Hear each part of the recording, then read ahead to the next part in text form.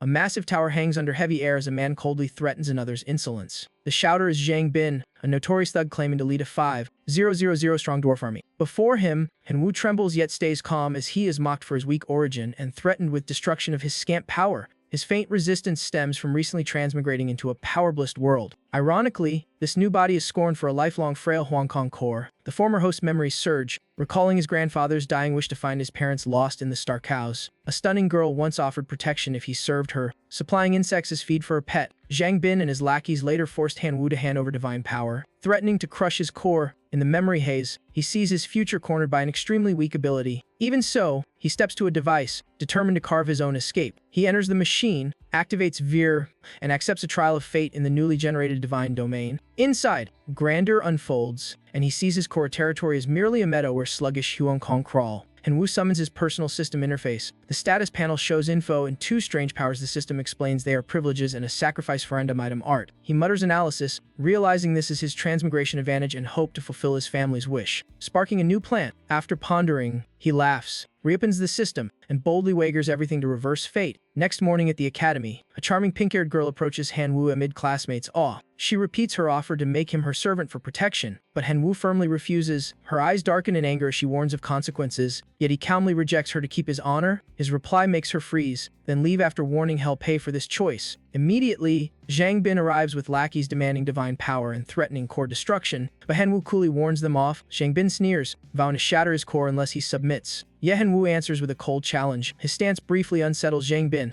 who suspects backing but finds none. The henchmen roar for battle, eager to crush the Huangchong core and expel Hanwoo. Zhang Bin draws an energy card, grinning viciously as he prepares to activate the attack tool. Power erupts from the card, opening a portal letting him invade the target's divine domain. Hanwoo is sucked in by the swirling energy before reacting. Dropped into chaos, he kneels amid rugged mountains in his domain. Dizzy from the spatial pull, before him, a giant gate slowly parts, revealing enemy forces. Numerous stout dwarf figures with glowing red eyes march out, followed by Zhang Bin's giant phantom descending. The phantom orders the eradication of the Huang Kong and the destruction of Hanwoo's divine domain roots. The dwarf army roars, grinding teeth as they prepare to charge. Outside, students watching the replay chatter excitedly, amazed by Zhang Bin's army scale and ranking him near the school's top 30. Kun Sheng observes with folded arms, eyes gleaming with interest as the battle begins. On screen, Hanwoo immediately commands the Huang Kong swarm, sending red locusts straight at the enemy. Spectators freeze upon realizing these are elite self-detonating variants, exploding violently the moment they touch the dwarves. The blast force echoes like historic quakes, while Hanwoo silently observes. His mind flashes back to yesterday when he activated the secret art forming a matrix around himself. Amid swirling light, he declared a desperate gamble keeping a small stock while sacrificing hundreds of billions. The energy vortex consumed the swarm, and the system presented three options. He analyzed each and chose the third to upgrade his alien core, receiving an enhancement item. Grasping the glowing crystal, he crushed it, unleashing power that transformed the entire locust swarm. The swarm instantly evolved into zealot-like elites. Absolutely obedient to commands, Hanwoo grabbed one in order to test detonation. The blast shattered a boulder, pleasing him as the swarm's numbers could guarantee victory. The battlefield soon drowned in thick smoke. Viewers outside grew anxious as results remained hidden in the dust. When the air cleared, dwarf corpses lay everywhere, and their leader was dying. Hanwoo led the Red Locust elites forward with imposing presence. Kun Sheng watched, eyes glowing with unrestrained excitement. Meanwhile, the dwarf leader opened a retreat gate for survivors, while Zhang Bin smugly thought he had escaped, but Hanwoo released a chilling string of Y laden with intent. The locust swarm abruptly turned and flooded into Zhang Bin's divine domain, triggering violent explosions. Seeing his forces annihilated, Zhang Bin panicked, screaming for them to stop. Yet each locust detonated on appearance. Every contact with his dwarves caused another blast, driving his army into despair. As the battle collapsed, Zhang Bin trembled and begged to surrender, but Hanwoo coldly said retaliation was inevitable after provocation. Zhang Bin tried invoking his demigod family's authority, but Hanwoo cut him off and ordered the attack. The elite locusts surged into the opponent's core, unleashing relentless destruction. Zhang Bin knelt, pleading and swearing anything for mercy, but Hanwoo answered with an icy smile, intent on ending him. At that moment, a deep authoritative voice intervened, making Hanwoo turn. Teacher Liu arrived with overwhelming presence, ordering a halt, while Zhang Bin seized the chance to accuse him for help. But before the command finished, the swarm detonated again at the core, causing severe fractures. Zhang Bin panicked for aid, and Teacher Liu shouted at Hanwoo for disobeying. Hanwoo questioned why the teacher only intervened when the strong were threatened, demanding to know if he would have acted had the victim been him. Leaving the teacher speechless, that silence tells Hanwoo everything, and Zhang Bin's divine domain core is completely destroyed. The domain collapses amid his screams while Hanwoo orders Teacher Liu to leave his space. The battle ends, the external display shuts off, leaving Zhang Bin shattered in despair. Teacher Liu bursts into the classroom in uncontrollable fury. He demands Henwu's expulsion, only to realize the boy left long ago. In his domain, Henwu stands among the elite locusts, planning his next steps. He takes out the deepered core shard obtained from battle. Radiating fierce power, he fuses the shard into his domain, instantly expanding the space dramatically. The divine realm grows vast and magnificent. The system grants level 2 and over 800 lightly armed dwarves, exciting Hanwu while reminding him of Zhang Bin's family threat. He concludes danger remains and opens the system market for upgrade trades. Someone offers molten fire crystals that boost explosive fire-type aliens, and Hanwu accepts immediately. Fire energy engulfs the swarm, evolving the self-detonating locusts into stronger forms. The status panel shows the new explosive plague locust, short-lived but absolutely loyal. Hanwu tests one by throwing it, producing a cannon-like blast. He is stunned as the explosion and lava spray can sweep entire areas. In the faculty room, Zhang Bin's father roars for justice because his son's domain core is irreparably destroyed. A teacher explains Zhang Bin started the fight and repeatedly broke rules, but is cut off by the enraged father. The man insists full responsibility lies with the school. Rejecting all explanations, the accompanying woman declares the one who destroyed her son's core must be punished and expelled immediately. In his domain, Hanwu observes the explosive plague swarm, calculating further breeding with his acceleration ability. Suddenly, the system displays an incoming call from his homeroom teacher, and his face darkens at her heavy opening. Teacher Xu informs him that Zhang Bin's parents are pressuring for harsh punishment. Recalling Madame Zhang's aggressive words, faced with the accusations, Teacher Xu firmly states Hanwu did nothing wrong and Zhang Bin repeatedly violated rules. Enraging Madame Zhang, who demands expulsion but is denied, Zhang declares that if the school won't give them an outlet, he will force the school to yield regardless of face. Teacher Xu explains the final option: Zhang Bin's family may send over 1,000 troops into the domain for an open battle. Asking if Hanwu dares accept, he confidently agrees to appear tomorrow. Hanwu murmurs that he must level up and prepare for the next sacrifice, then begins forming the array. The energy ring opens, absorbing the entire swarm into its center, erupting in golden light as the rite completes. The system offers 3 rewards. He is stunned that the price of 48 billion locusts earned a rare treasure, and he chooses the third option. A four-armed elder of the Sword Peak race manifests, bearing heroic talent and demanding a sword,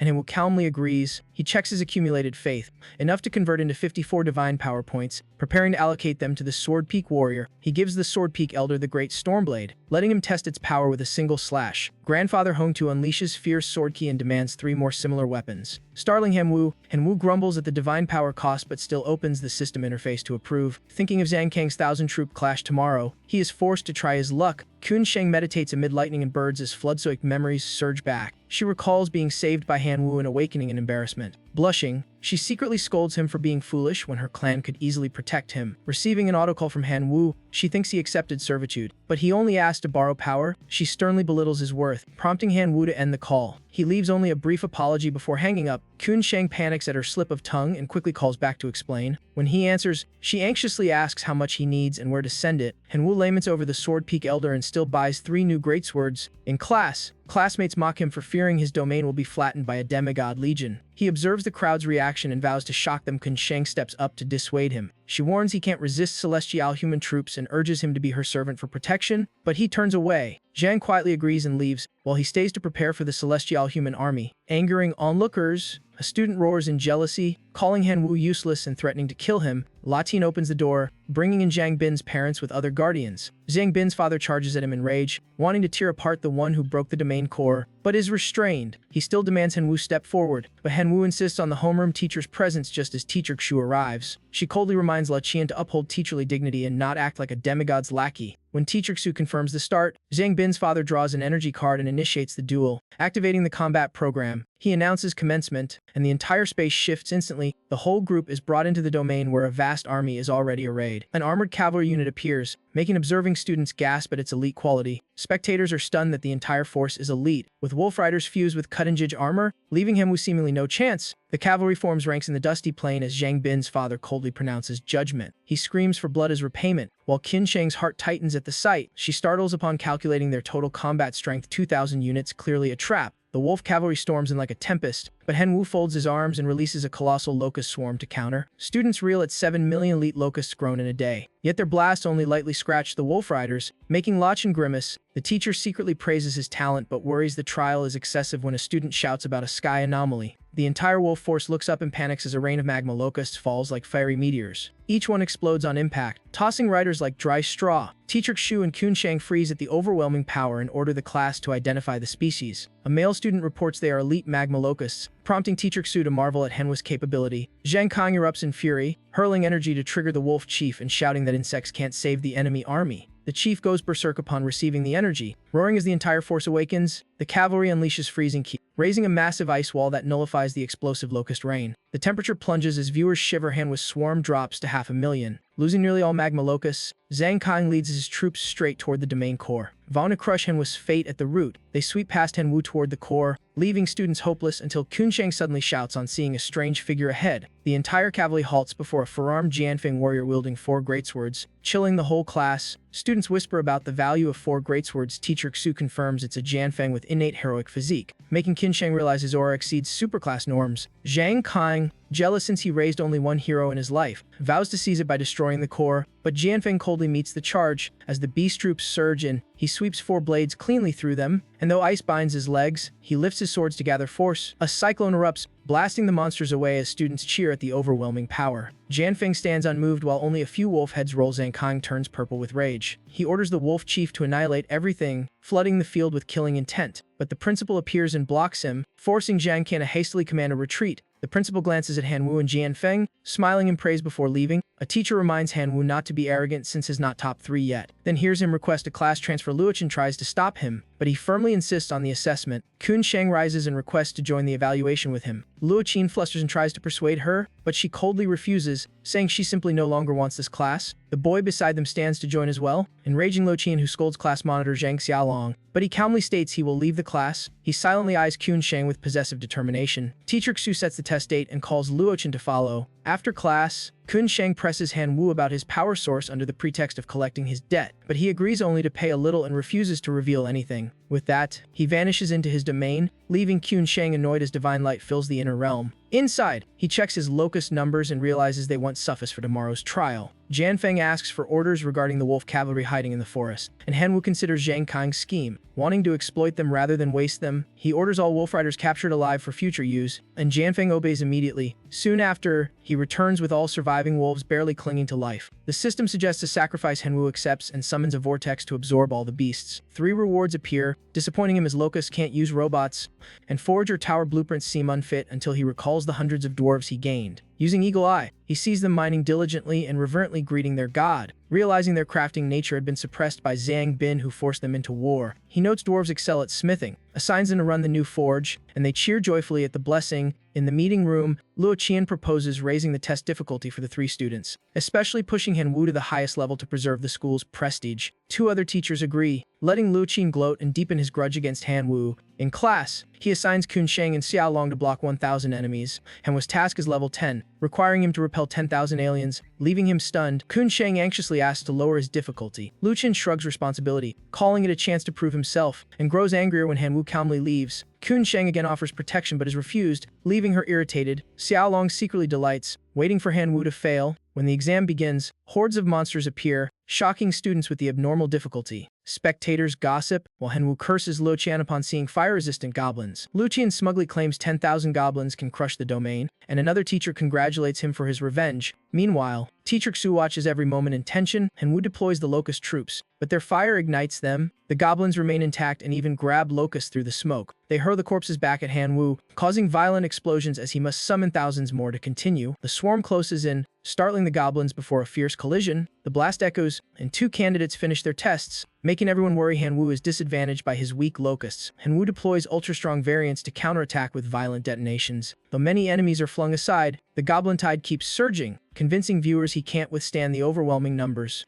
Kunsheng feigns criticism to provoke Hanwu, claiming the enemy may break his core. Teacher Xu summons a vortex of wind, urging him to stop, but he fights on without flinching. The heroic sword key clears a path, yet goblin firebombs strike the core, making all believe his life form is about to fall. Jianfeng screams in pain, and Luo Qian coldly calls it a harsh lesson until someone points out an anomaly. A dwarf battalion appears, led by a fierce axe-wielding chief. They roar a protection order and immediately crush the goblin ranks, stunning the students with their above-a-standard might. After the slaughter, the dwarves wipe out the foes, leaving ashes. Hanwu collapses in emotion. Luo Qian grinds his teeth in disappointment while Hanwu's friends cheer. Certain of victory, teachers rush to recruit talent, offering rich training resources to the 3 top students. Only Hanwu and Kunsheng hesitate, While Zhang Xiaolong quietly evaluates Kun Sheng's choice, Han Wu demands to know why his test was so hard and asks to see the voting record. Teacher Xu provides the documents. After reading, he immediately rejects the teachers who sided with Luo Qian, leaving them bitter over their mistake. He asks the two who opposed the vote what support they can offer. One promises giant dwarf troops. The other pledges accelerated evolution for his insects. Impressed, Hemwa's group chooses to follow teacher Wen Dian for guidance. Wen Dian rejoices at gaining talent. Securing his bid for outstanding teacher honors, he grants 3 gift cards, which Hemwu finds perfectly aligned with his swarm-building strategy and dual sacred artifacts. Hemwu bows in thanks, receiving encouragement to prove himself through results. Teacher Xu reminds everyone that the coming major exam is the true measure deciding the academy's resource allocation. Reviewing his forces, Hanwu sighs at their weakness and trains more. Noticing the Xilua dwarf's title has changed. Checking again, he finds a dwarf warrior has over-evolved into an elite unit with molten blood, making him wish this were his main race. He stabilizes numbers and unleashes energy to form a vortex as his locusts surge past 7 billion to trade for stronger items. The sacrifice ring consumes the swarm and reveals 2 rewards, shocking him with a power-up choice for his insect race. He weighs gains and selects devouring force since he can't fund a new hero costing hundreds of millions of divine power. Planning yearly growth of 1 million units, he is stunned by the giant mutant that appears. He names it the Hong Kong Detonation Lord before Kun Shang questions him about serving her, though she belittles his weak foundation. Zhang Xiaolong grits his teeth,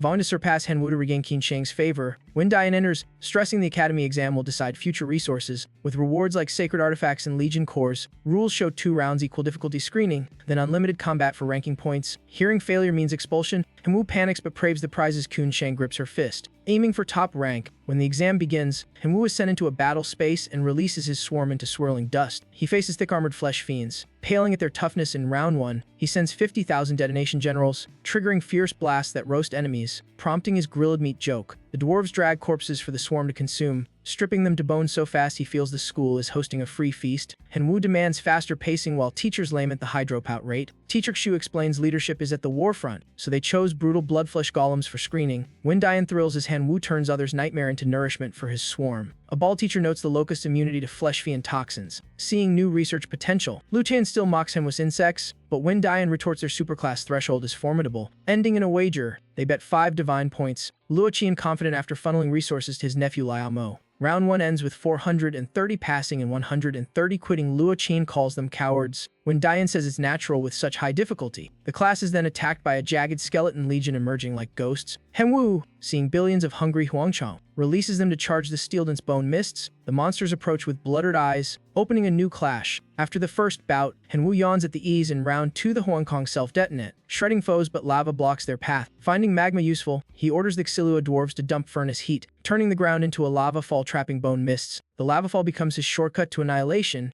astonishing teachers while Wen Dian beams despite Lu Tian's scorn for only reaching round 7. Liamo's domain displays dense goblins and magic towers, stunning students with its massive resource base. Luo Qian smugly expects Liamo to win, but the class is startled by a call toward Kun Sheng's divine domain. The vast scene of 100 crimson towers and giant thunderbirds makes teachers admit the terrifying potential of the Kun Harris. Everyone praises her as top 1 material while Luo Shen turns pale, grinding his teeth at being outclassed. He blames Han Wu and vows revenge as the system announces 18 contestants advancing. Difficulty spikes as a shadowy figure emerges from the trial gate, suffocating the arena. It is the skeletal hero Kong Goji, a bone controller who fuses fragments into new monsters. He raises his staff, merging shattered bones into a giant foot crashing down like thunder. A bone city wraith rises, body blazing with dark energy, unleashing a world-blurring strike. A teacher freezes as contestants flee within minutes under unbearable power. Luo Qi notices anomalies in Hemwa's divine domain, suspecting rule-breaking. Inside Hemwa's space, the bone wraith staggers in terror as if seeing something horrifying. When Dian explains most bones were melted by Han Wu, leaving Kong Guzi starved of materials. Seizing the chance, Jian Feng charges in and cleaves the bone wraith apart.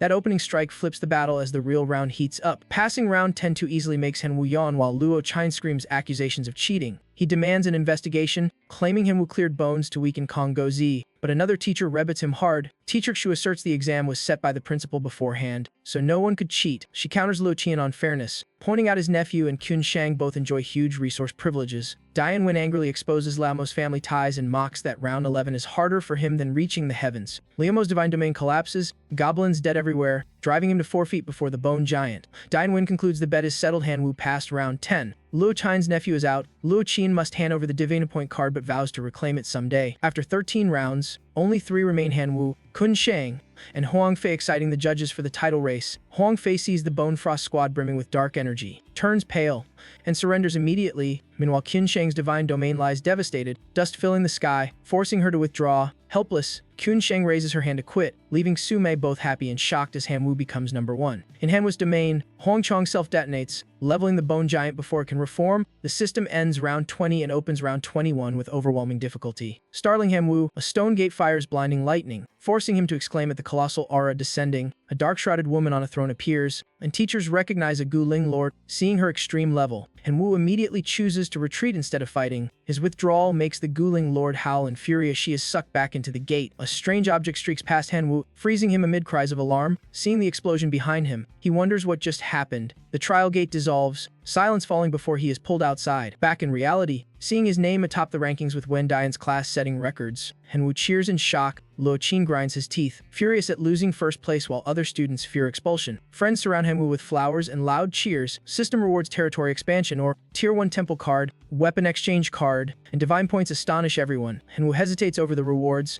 and Wen Dian offers to help optimize the choices. He chooses to expand the secret grove, receives 2 relics, and completes the Tier 1 temple. He reviews the armory, finding only Jin Feng's sword suited for now, leaving him unsure about other options. He stops at the top-grade Purgatory War Hammer but notes it needs a fire-type hero, so he waits to recruit a Qilu demi-human or fire hero. Wen Dian declares that anyone capable will soon join the star ranks. 3 students are called up, with Han Wu taking first place and earning 100 exchange points. The system lists rare rewards, and Han Wu decisively selects Life Force Authority. Teachers judge him bold yet aware of his limits. A classmate tries to buy divine points at a high price, but Han Wu weighs the gain and plans to refuse. A sudden message from Qin Shan offers even more. Stunning Han Wu, he realizes the true value of divine points and warns himself not to fall for traps. Han Wu shouts the bargainer away, leaving the man storming off angrily. Han Wu's mind fills only with visions of resources pouring down like rain. In his divine domain, he floats above observing the new settlement and shrine. He considers placing the life spring beside the drought zone to maximize effect. Han Wu issues a special war edict to the tribe, making them kneel and praise the blessing. He gifts a superior seed and appoints the receiver as a new pillar. Moving the tribe to tears, he examines the venom pearl chosen by the teacher, wondering about its true use. The system replies just in time, startling him,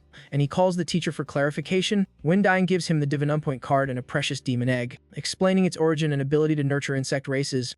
Han Wu contemplates helping Huang Chong change species to reach a general-grade life form like a spirit beast. He chooses the Demon Embryo egg, receives advice to pair it with the Venom Pearl, and asks the teacher for cheap meat supplies. Walking his domain, he worries that a Tier 2 item's food demand exceeds current production. He sets the demon embryo beneath a tree to produce fluids for insect evolution. 2 days later, he sees signs of demon fluid and waits with great hope. The egg begins secreting fluid, then suddenly moves, signaling hatching. The system confirms the new creature far surpasses Huang Chong but requires daily demon embryo essence to evolve. Within moments, the demon larva surges in size, proving its extreme growth rate. Han Wu gathers the radiant venom mist and fuses it into his world core. The result makes the insect body swell, revealing a higher-grade life form. In a desolate place, the principal worries as he surveys dust-covered ruins. Before him lies a bone field like a freshly flattened battlefield. The number of demon corpses is so large they cannot be safely sealed. Wen Dian calls, prompting the principal to question the purpose. Hearing the request to purchase demon bodies, he immediately asks for clarification. Wen Dian explains the student uses them as food for a bug species without adverse reactions. The principal recalls a genius who once fought a demigod and recesses the tiny creature. He grants a card containing 1,000,000 corpses for testing. Soon he hears the entire stock was consumed in a single day. Overreacting, he awkwardly tells them to pause the request. He then fixes a bulk sale price to prevent losses. When Dian reports, Han Wu immediately orders 1,000,000 divine power. Later, Han Wu stands amid a dense swarm. Sensing breakthrough time, he erupts with force, drawing all insects into the vortex. The system offers 3 options: Giant Warrior, Tier 3 Toxic Blast, or a Disassembly Energy Converter. He evaluates the options, shocked most by the second. Calming down, he reviews option 2 but finds his world core cannot store more toxic law. He finally chooses the Disassembler to convert matter into profit-bearing crystals. A massive device appears, leaving him wide-eyed. He tests it by tossing an iron ore. The machine processes it and returns 3 shining crystals. Seeing they are high-value iron crystals, he rejoices at the long-term gain. Suddenly, a dwarf sends a distress call about a spirit assault. He frowns and opens his vision to scout. He sees the divine tracker facing a motionless wraith. The tracker attacks but the foe dodges cleanly. Every strike misses despite continuous assaults. Han Wu delights in such an unpredictable opponent. A failed identification forces him to summon Jiang Feng to battle. Jian Feng appears, taking a ready stance. He cleaves at the skull's neck instantly. Bone shards fall, but Dark Hai rebuilds the body. The gloom gathers, reassembling a fresh skeleton. Han Wu's avatar appears, offering it a chance to submit. The skull attacks outright but cannot touch the divine clone. He warns the clone is eternal unless the domain itself is broken. Divine Tracker and Jin Feng close in, killing intent surging. Terrified after the beating, the skull kneels to surrender. He places his hand on its cranium to verify aptitude. The system identifies a Bone Wraith Lord with Bond regeneration talent. Meanwhile in class, teacher sternly reminds them this exam is a future-shaping threshold. Henwu recalls his grandfather's words about entering D-Do Academy to search for his parents. Windine announces the class will transfer to Marvel C7932. With exam details to follow, students buzz. Only Xiaolong smugly believes his heir is coming and he will step on Hanwu. Suddenly Xiaolong's phone rings from an unknown number. Luo Qian orders him to deal with Hanwu during the exam. To entice him, the teacher gives a mysterious item as covert support. He sees the Along Demon card and is stunned by its superhuman biopower. At the exam plane, the system announces a one-time daily insectary's transformation. True body death is permanent. The interface requests a race form. Available forms: Huangchang, Dwarf; Jian Feng, Bone Wraith Lord, and Wu chooses the undead form to avoid miasma contamination. Energy envelopes him before transformation. He becomes a living skeleton. Seeing the new frame, he confirms this realm suits spirit entities. He summons 100 Huangchang to test. They choke on miasma, proving absolute suppression. He calls 3 special grade units as new main force. The space fills with dense death fog around the bone demon tree. He orders a harvest of bondum and fruits. A disturbance puts him on alert. Horrific bone creatures roar in charge. He tests his skeleton form's power, swiftly wiping them out, harvesting many bonum and fruits. He plans to offset points since he can't fight the main boss. Gathering all fruits, he boasts that points trade once but supply is endless. He posts in the class chat asking who needs 100 fruits for quests. The class argues about cheating until the system warns trades must use exam items only. He feels smug for monopolizing the supply. Xiao Long, in demon form, stands among wolves on a cliff. Seeing the message, he rejoices that Henwu exposed his location. Henwu checks the leaderboard. Worried minor quest can't hold his rank. A squad of bone soldiers approaches. They suddenly roar threateningly. He steps up and asks if they recognize their leader. They instantly prostrate in reverence. The system identifies them as common undead troops with hardbone talent. He is surprised to gain followers on first meeting. He orders them to lead him to their settlement. There, Bone Knights also kneel to accept him as Lord. He is shocked to gain superhuman tier forces. A knight recalls once serving an elite legion before being trapped fighting flesh demons. Henwu plans to reinforce the whole unit. Gradually he drops in the rankings. He decides it is time to strike back. He gives Bone Spirit Stones for their upgrades and gear. Then he rallies the army to assault the demon nest. The formation enters a giant cavern. Estimating 10,000 foes, he opts to distract first. One bone soldier is sent to stir the entrance. Flesh demons swarm out immediately. They halt upon seeing the vast bone army. The miasmic host fills the cavern. 2 bone warriors rush in and pin a flesh demon. Denying counterattack, from afar, he coolly watches and notes slain flesh demons can convert into new troops. After checking, he finds his skeleton force exceeds 7,000. Doubling remaining enemies, he orders a full assault. Bone Knight delivers spirit stones, reporting mission complete. His score surges on the leaderboard. Elsewhere, a wolf scents his trail. Xiaolong urges it to track Henwu's position. He fumes seeing his rival gain 60 points from clearing the flesh demon nest. At the same time, a squad enters the cave to hunt him. They curse upon learning he raises bone armies for points. A Hell Demon Hound pack is released to strike his camp. Hearing noise, he turns to see monsters charging. The Bone Legion rushes forward to shield their master. 3 demon hounds leap into the front line. Xiaolong is stunned at the massive army Henwu built in just 2 days. He transforms into a dragon, roaring to annihilate his foe. He bites a Bone Knight, making it scream in agony. Henwu shouts, asking why he was attacked unprovoked. Xiaolong roars he attacked out of spite and intends to kill him. He fires a lethal blast at his target. The bone soldiers reel at its power. Xiaolong beats his wings, whipping a storm and treating the army like trash. The Bone Legion roars in defiance. Henwu exhales in relief. Knowing the Wraith Lord form can revive, he orders a full retreat of his forces. Before leaving, he glares at Xiaolong with killing intent, promising revenge. Xiaolong checks the retreat board but doesn't see his name. Growing suspicious, he panics seeing Henwu still ranked. Thinking he was tricked by a fake death, he vows to hunt him to the end. But when he drags his army to the cave, it is already empty. He orders a 100-mile sweep. Missing no skeleton, Henwu hands out shining bone crystals. Determined to rebuild after losses, energy surges, rapidly empowering the bone troops. He checks the rankings and sees his still below academy standards. Reading quests, he notes the weak but numerous Qianlun demons suit mass skeleton training. Calculated, he orders a march to the Qianlun tribe. Later, a faculty conference begins. Teachers boast of their classes' demonized armies gaining high scores. Lucian mocks Henwu and is sternly warned by peers. He continues sneering, calling Henwu trash despite resource favoritism. When Dian angrily wagers Henwu will take the championship,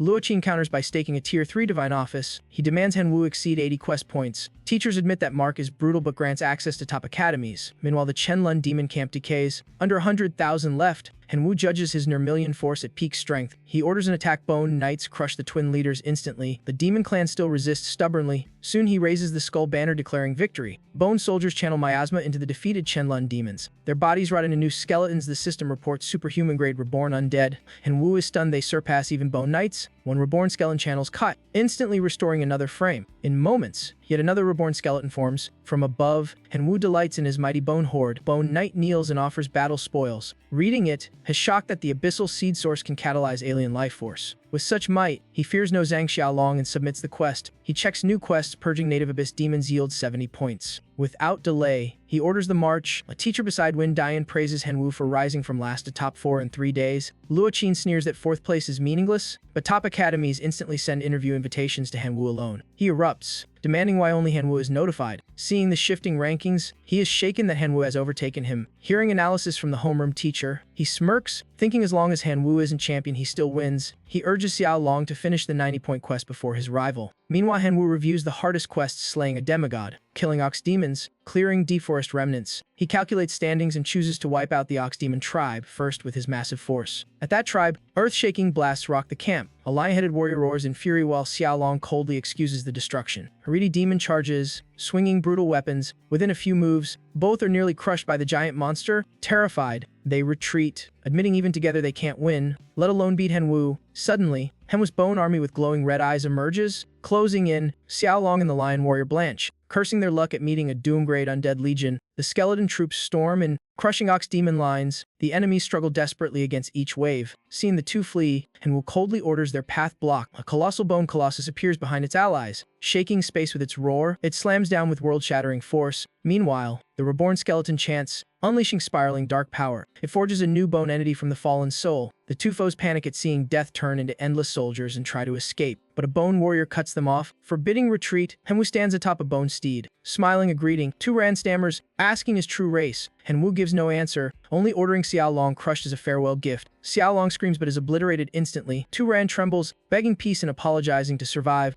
Henwu coldly asks what value he offers for mercy. Turan hastily promises half his treasures. Henwu accepts and tells him to scram. Turan flees the battlefield in relief. Henwu's army then flattens countless ox demons, piling bodies into mountains. Survivors kneel, pleading to submit. The system reports mission complete and adds 90 points. Henwu sees 2 quests left and hesitates on next steps. A new 9-point quest appears. He is stunned to see only 1 task remains for first place. Reading it, he confirms the final target is the demigod frogfolk. He weighs the danger but resolves to chase the championship. Decision made, he orders the army toward the frogfolk lair. At school, teachers report 11 classes have finished assessments. When Dian updates ranks Kunsheng 2nd, Henwu 3rd, Turan 7th. Luqian mocks that a demigod quest is suicide. When Dian replies that both Qinsheng and Henwu have already entered it. On another front, Kunsheng commands her thunderbirds to form ranks. The thunderflock rains golden lightning on the dark frogfolk. Bolts make them howl as flesh chars away. Their leader rages, launching Black Kai in return. He erects a blacketh barrier, vowing to erase the invaders. In lightning bird form, Kunsheng panics at the worsening situation. A sudden energy beam crashes down. She is severely wounded and plummets. She bursts with thunder might, forging a giant lightning orb to smash the barrier. Meanwhile, she orders a full thunderflock bombardment. A chain of energy orbs cracks the defenses. The barrier shatters, and Kunsheng cries out in joy. But the frogfolk leader summons a mountain-devouring demon flower. Grayskin with blooded eyes, Kunsheng pales in horror. The hulking monster emerges,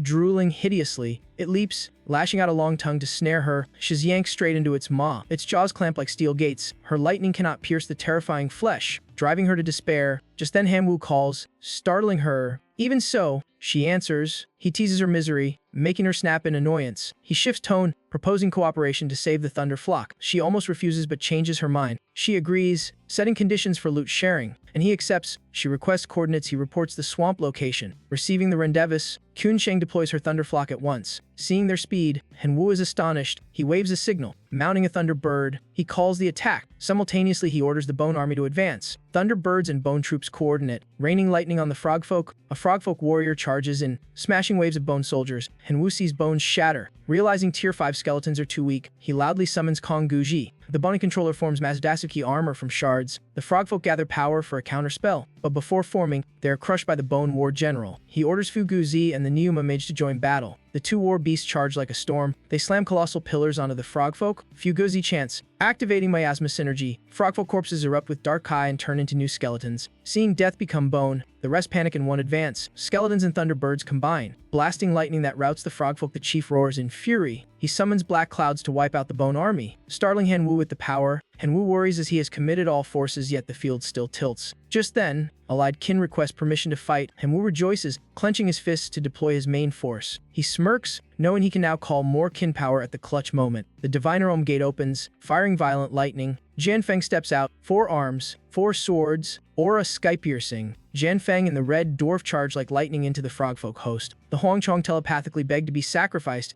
Hanwoo hesitates but quickly steadies himself. He forms a vortex, drawing them into the right and gaining a shocking reward. A torch appears, Siki Kinghu, an artifact that purifies darkness and boosts energy. He raises the blue flame and recites the decree to banish shadow. The frogfolk recoil under the light, unable to advance. Hanwoo smirks and declares the counterattack. The frogfolk chief is shaken that his dark arts are neutralized. King Huo's radiance overwhelms their miasma entirely. Hanwoo flies before the mountain-devouring demon flower spewing toxins. Kun Shang is still trapped inside the monster's belly. He orders Jianfeng and the red dwarf to strike the finishing blow. The monster weakens, its belly torn open, freeing Kun Shang. She gathers lightning and hurls a thunder orb into it. The explosion shakes the ground, dust billowing. Kun Shang leads the thunder flock with Hanwoo's forces to crush the field. A massive blast then sweeps away an entire enemy wing. Skeleton giants stomp the remaining frogfolk flat. The chief rushes out roaring amid smoke, but Hanwoo, riding a thunderbird, closes in and suppresses him with King Hu. Kun Shang adds a thunder strike that forces him to his knees. Black smoke dissipates completely. She reminds him of their deal. She takes only the divine zone. The rest is his. The chief begs to trade his treasure for life. Hanwoo coldly refuses and orders Jianfeng to execute him. Afterward, before a mountain of treasure, Kun Shang notes the spoils belong to him. Hanwoo rummages through the hoard. He takes a necklace and puts it on her as reciprocation. Kun Shang is delighted but pretends haughty acceptance. Wen Dian praises him and tells Hanwoo to bring the Skull Legion to meet leadership. He warns not to slip before the true gods. The doors open, revealing the council with solemn faces. Hanwoo grows uneasy, fearing they'll discover his sacrifice secrets and deity. A teacher questions Kun Shang about her divine zone and her stored spirit value. The council is shocked she dares nurture a Wraith Lord without selling her divinity. Kun Shang reports she has 4 spirit points. The teachers confirm she qualifies for all 3 academies as a preparatory student. She replies with formal gratitude. When it's Hanwoo's turn, they begin reviewing his core profile. They confirm Huangchong is his core species. The teacher marks 10 points for species type. They question his single point of divinity. Then they continue recording on the appraisal sheet. Finally, they ask about the origin of Jianfeng and the skeletal lord he once used. Hanwoo requests not to answer to avoid exposing secrets. The council regretfully refuses him, telling him to return at the Gaokao exam. Director Shu is saddened that his talent wasn't accepted by the 3 institutes. Hanwoo smiles, confident he'll return with higher achievements. The teacher calmly wishes him success. Dian Wen says Hengao is beyond anyone, but he still has many chances. Tan Shang appears, hinting about his desire to enter Imperial Capital Academy. He firmly states he must pass Imperial Capital to continue seeking his parents' whereabouts. Hearing this, she blushes, declares she'll choose Imperial Capital too, teasing he can still become her servant. Hanwoo turns away, saying he can secure his own resources and must prepare for the next harvest, then leaves. Tan Shang watches him go, smiling at his stubborn yet endearing nature. Scene shifts to the Divine Realm where Hanwoo stands in life energy-filled space. He activates his divinity card, checks his status. Pleased with his current brood scale and upgrade plan, he declares the opening of the first path. Jinlun Jilu. Energy spreads. Enveloping the Huangchong swarm, they gain defense and magic resistance boosts, becoming a defensive strain. He introduces the second path based on Ren and Zhu Jilu. This branch grants stealth and toxic assassination effects for ambush-type insects. A clansbug reports in panic that it accidentally decomposed as his bestowed sacred staff, and Wu is shocked and rushes to the scene. Shen Chui kneels trembling, begging punishment for ruining the sacred item. He restrains his anger, lifts it up, and tells it to learn from this.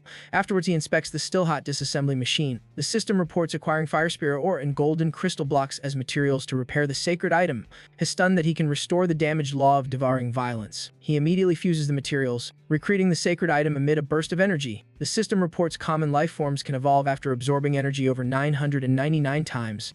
Has surprised at the lowered requirement but worries about obtaining more sacred items for repairs. Just then he opens the system panel. He sees a message requesting help repairing a damaged sacred artifact. He considers whether he has enough sacred item materials to fix that weapon. He then decides to reply, 3 seconds later, the other party calls back, shocking him with the speed. The person asks to try repairing the weapon again and wants to send some treasures for evaluation. Hanwoo warns he can't be fooled and asks for the exact grade required. He only asks for low grade, but immediately receives a massive shipment that stuns him. After checking, he assesses the mountain of dense items. Thinking of the Anifraud Center, he hesitates. The protagonist operates the disassembly machine, unleashing intense heat. After a while, he processes all materials into a pile of shining resources. He sends them back while quietly keeping a small portion. Then he presses the Incession button on the system panel. The recipient rejoices, calling him a reborn benefactor. While he answers modestly, at the same time, Dainwen quietly absorbs energy from the pendant. He recalls his earlier claim of having reached Tier 3 healing. After the ordination, his teacher told him the road ahead is still long. While pondering, he suddenly receives a call from Hanwoo. Hanwoo asks how to find high-grade cores since online searches show nothing. The teacher says rare items are hoarded by major powers, but promises a share if they can defeat Liu Lakqian. He adds that the Bloodstar tournament awards rare core shards to winners. He warns of lethal danger when fighting residents and alien races of other civilizations. Hanwoo still answers firmly that he has enough courage to join. Time flashes by. The next day they stand in the Grand Bloodstar Plaza. Both enter, masks hiding them from extraplanar demigod scrutiny. Reception hands him registration forms, while Hanwoo writes. Dainwen explains the 3 brackets divine lift, demigod, and true god. He explains defeat is judged by troop death ratio. Dain completes his information properly. The system instantly pings a match. Surprising him, he is abruptly teleported to a strange battlefield. Hanwoo falls from an energy vortex, meeting a foe who guesses has a newbie. The rat-toothed man claims he handles rookies quickly. The stands murmur pity for the newcomer facing a butcher. Hearing this, Hanwoo grows wary, gauging the foe's viciousness. The system orders troop deployment, giving 3 minutes until battle. Ratooth opens his gate, unleashing warrants and threatening him. Hanwoo counters by summoning a dense legion of Huangchang. Ratooth sneers at his tiny insect core swarm. The battle opens as both sides flare with aura. The rats raise crossbows at Hanwoo's side. A volley of bolts rains down like a waterfall. He commands Lunchong to erect a defense line. The Lunchong layer up to form a shield wall, blocking all bolts. Ratooth orders continuous fire. Hanwoo switches to ambush tactics within Juchong. One shadowbug darts into the rat formation, releases a field that binds enemy efficiency.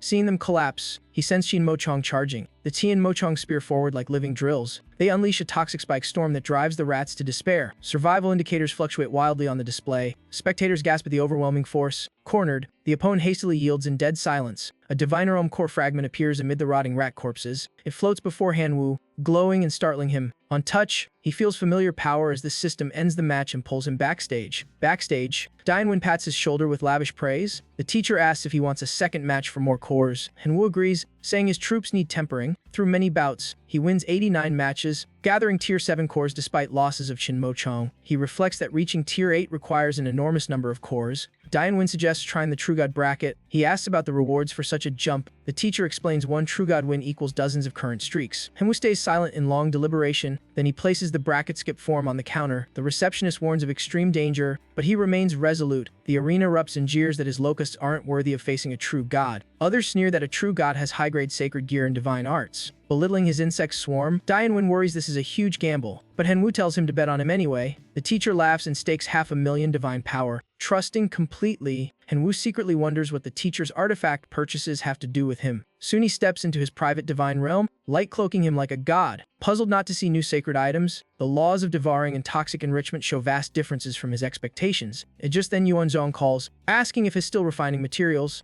Hanwoo replies that low-tier sacred items are abundant in his divine realm. He requests a batch of Tier 2 sacred items bearing the traits of poison, earth, shadow, and fire. Yuanzong immediately sends a massive shipment that stuns him. Lahulu Xiangqiu boosts defense, resistance, and recovery for his troops. Ying Ding of the Shadow element unlocks oaths when cores are loaded.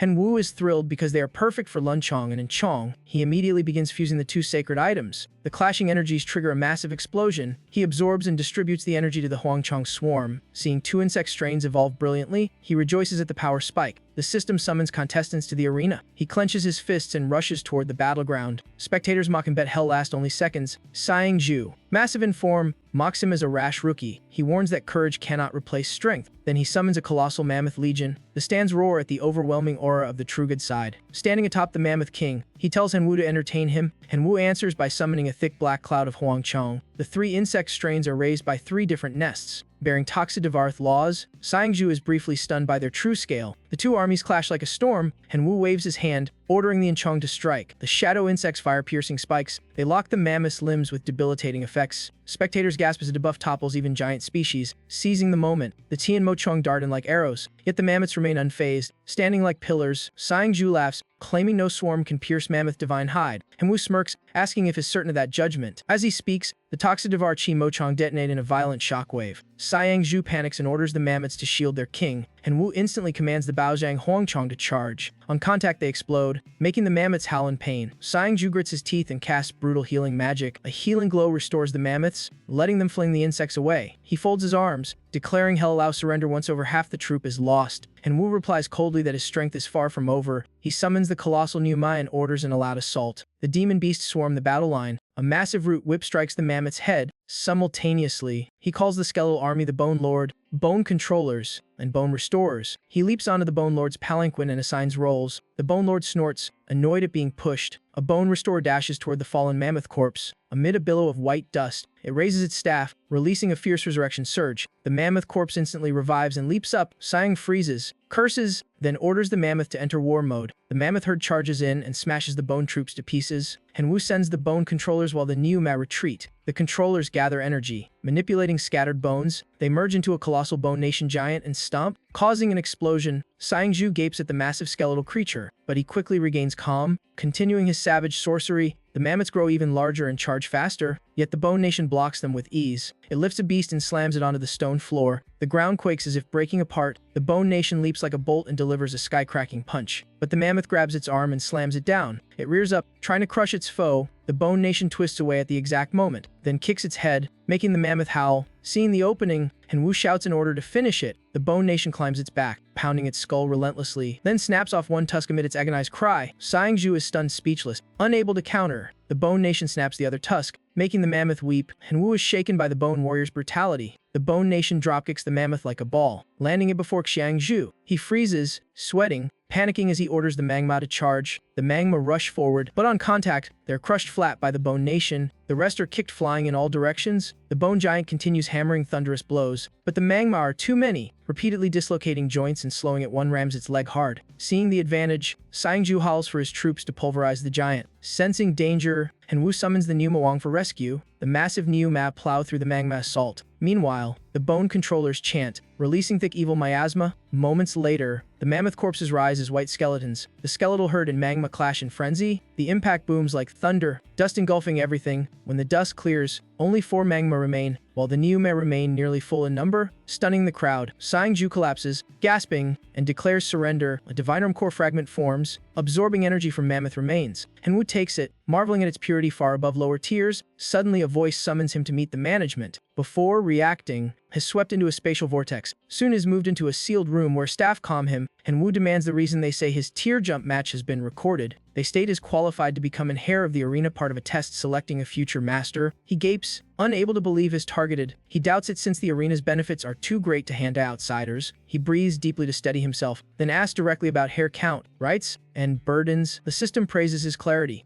There are currently 349 hairs. Of those, 221 are Divine Life tier. The rest are demigods and only one true god. Hairs receive permanent teleport coordinates at fixed cost, and may build a private Bloodstar arena in their divine realm to raise their species. The duty is that once hairs reach 500, they must undergo the ritual to choose the next master. Henwu guesses the ritual is likely a survival battle to choose the last one standing. After a pause, the system asks directly if he accepts. Henwu firmly agrees. Instantly, an inheritance surge blasts into his body. In a blink, his return to the mortal realm. Dianwen rushes over, ecstatic at his great fortune. Before he understands, something for settlement is shoved into his hands. Seeing the balance, he freezes at the 9 zeros a full billion. Dianwen calmly advises him to buy suitable divine gear instead of spending wildly.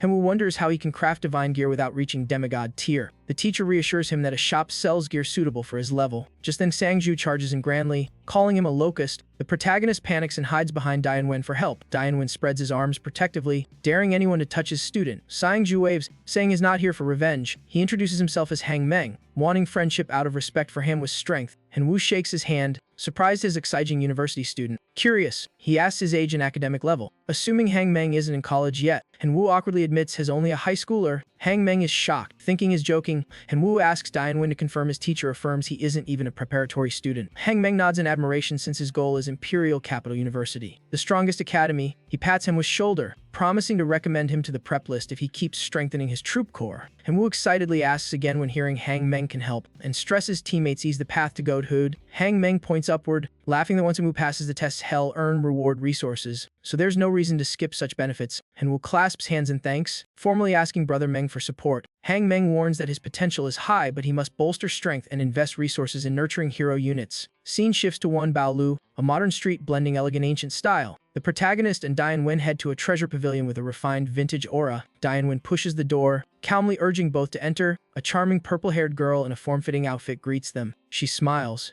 asking what gear tier they want or which smith they seek. Leading them, she whispers for someone inside to contact Master Tony and report Dian's visit. A teleport gate opens, and she gracefully invites them through. Hanwoo and Dian Wen exchange a silent glance. At last, Hanwoo musters courage and steps into the light gate. Master Tony teases Dian Wen, asking if today's prey is lucrative. Hearing the jab, Hanwoo fumes and plots escape. Dian Wen steadies him and proudly introduces his student. Tony laughs awkwardly, saying the shop forbids cheating or gudging students. Hanwoo retorts irritably, claiming hunting to earn points isn't easy for paying prices. Dian Wen bursts laughing, explaining Tony has a sharp tongue but top-tier skill. Tony scowls, asking who said is harsh, nearly snapping back if not for Dian. Before he can go on, Dian Wen pulls a curtain, excited to show the workshop. Behind it is a bright gallery full of exotic weapons radiating power. Tony boasts each piece is his exclusive creation. After the tour, Dian Wen asks directly which item Hanwoo has his eye on. Hanwoo calculates the ancient jar's value at 4 divinity points, about 580 million divine power. He decisively chooses the 2-star sacred gear Hu. It has a breeding chamber and insect-luring ability to aid swarm evolution. Tony secretly praises the choice as fitting Hanwoo's abilities. He offers the payment code, mockingly asking if Hanwoo can afford it. Dian Wen snaps, demanding a discount and forcing Tony to yield. Tony settles at 600 million divine power plus a bonus item. As they leave, Tony calls Hanwoo back. He displays a new sacred gear built from ancient civilization remnants. Claiming it suits Hanwoo, Dian Wen picks it up and examines it carefully. He suddenly cries out in shock, then scolds Tony for offering something that looks broken. Feeling disrespected, Tony reassures him, explaining it's Tan Lam, a relic that grows by devouring divine gear. He says its civilization once plundered divine gear, but such items lose function unless their owner dies. Tony pitches it to Hanwoo for 1 billion divine power as a rare extinct artifact. Hanwoo doubts it, thinking the price too low for something that destroyed a civilization. Seeing him hesitate, Tony explains the incomplete scroll caused slight defects, but it can still devour gear. Dian Wen grumbles it's broken, provoking Tony, who hates slander of his work. After weighing it, Hanwoo decides to buy it for 4 million, shocking Dian Wen, but Hanwoo already plans to use Tan Lam to strip enemy divine gear power. He gently tells his teacher he truly values Tony's work but only has 4 million left. Tony awkwardly asks if he really values the item. Hearing confirmation, he happily sells it for 4 million as a gesture of friendship. They complete the exchange of divine power and gear. Scene shifts to Hanwoo's small house. He meditates within a ritual array before 3 glowing sacred items. Hanwoo drips blood onto each gear. They immediately absorb his blood. Light spreads, signaling acceptance of their master. A frog suddenly jumps out of the guhu. Hanwoo orders it to begin insect cultivation. He looks at Tan Lam, puzzled that it remains motionless like a fake. Suddenly, the artifact emits mysterious radiance across the room. From the light, a dog leaps out. As the energy fades, it lands with shimmering fur. Hanwoo suspects it looks exactly like a husky. Tan Lam growls, demanding to eat divine gear. Hanwoo laments his broke and has nothing for it. But when he tosses out a piece of gear, it reacts instantly. The dog darts in, chomps the gear, and swallows it whole. Done. Hanwoo folds his arms, wondering what other factions are doing. Elsewhere, the Huangchong swarm feeds leisurely, the red dwarves dig tirelessly, the night fiends discuss their grand structures. Jianfeng meditates, radiating strong spiritual pressure. The skeletons gnaw at glittering or chunks.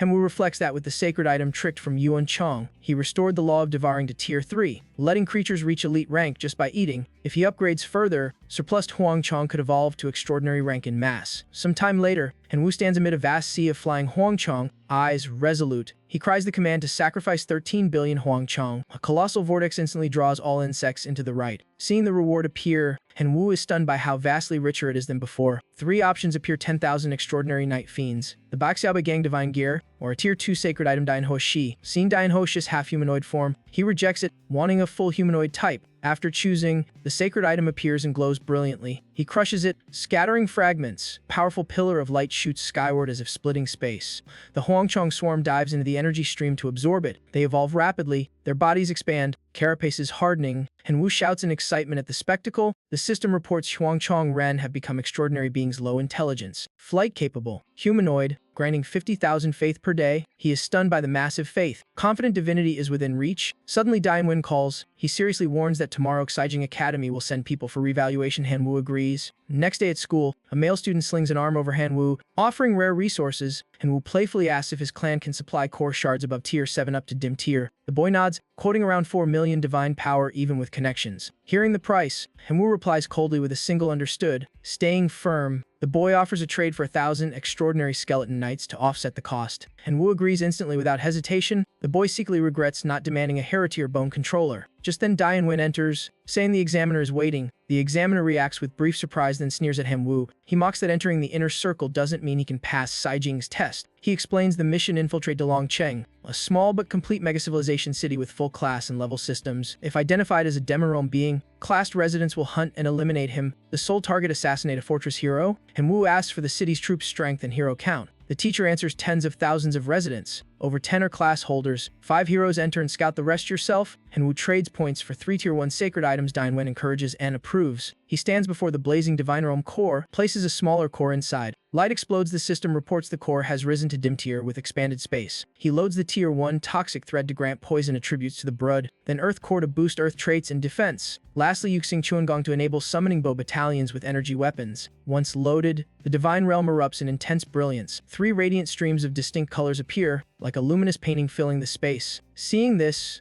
Han-woo feels confident. Poison line, earth armor, and archery units are complete for the test. Next day at school, the examiner prepares the assessment. He presents a light orb, saying contact will teleport him and his core to Dalong's outskirts. Han-woo places his hand on it. It flares violently, dizzying him. In a blink, he's outside Dalong, surrounded by a vast black sea of Huangchong. The system flags him as an intruder, staying marks him as a demon entity with the title Ma Huang Ji Wang. His personal profile appears, making him pause. He immediately checks the levels of his 2 Huangchong Ren heroes. Reading them has stunned their level 60. Far beyond expectations, a Huangchong Ren flies over to report they're under attack. Han-woo leaps onto a bug's back and orders it to scout the battle. Reaching the war zone, he sees dense Huangkong swarms filling the sky. His shocked by the abnormal number of demon beasts, a young man named Than says more beasts mean more money to upgrade the team. A Huangchong core drops out and is picked up by a water spirit. She hands it to a witch, receiving a bright smile and thanks. A hot ember girl fires energy non-stop, shouting to wipe out the weak Huangkong.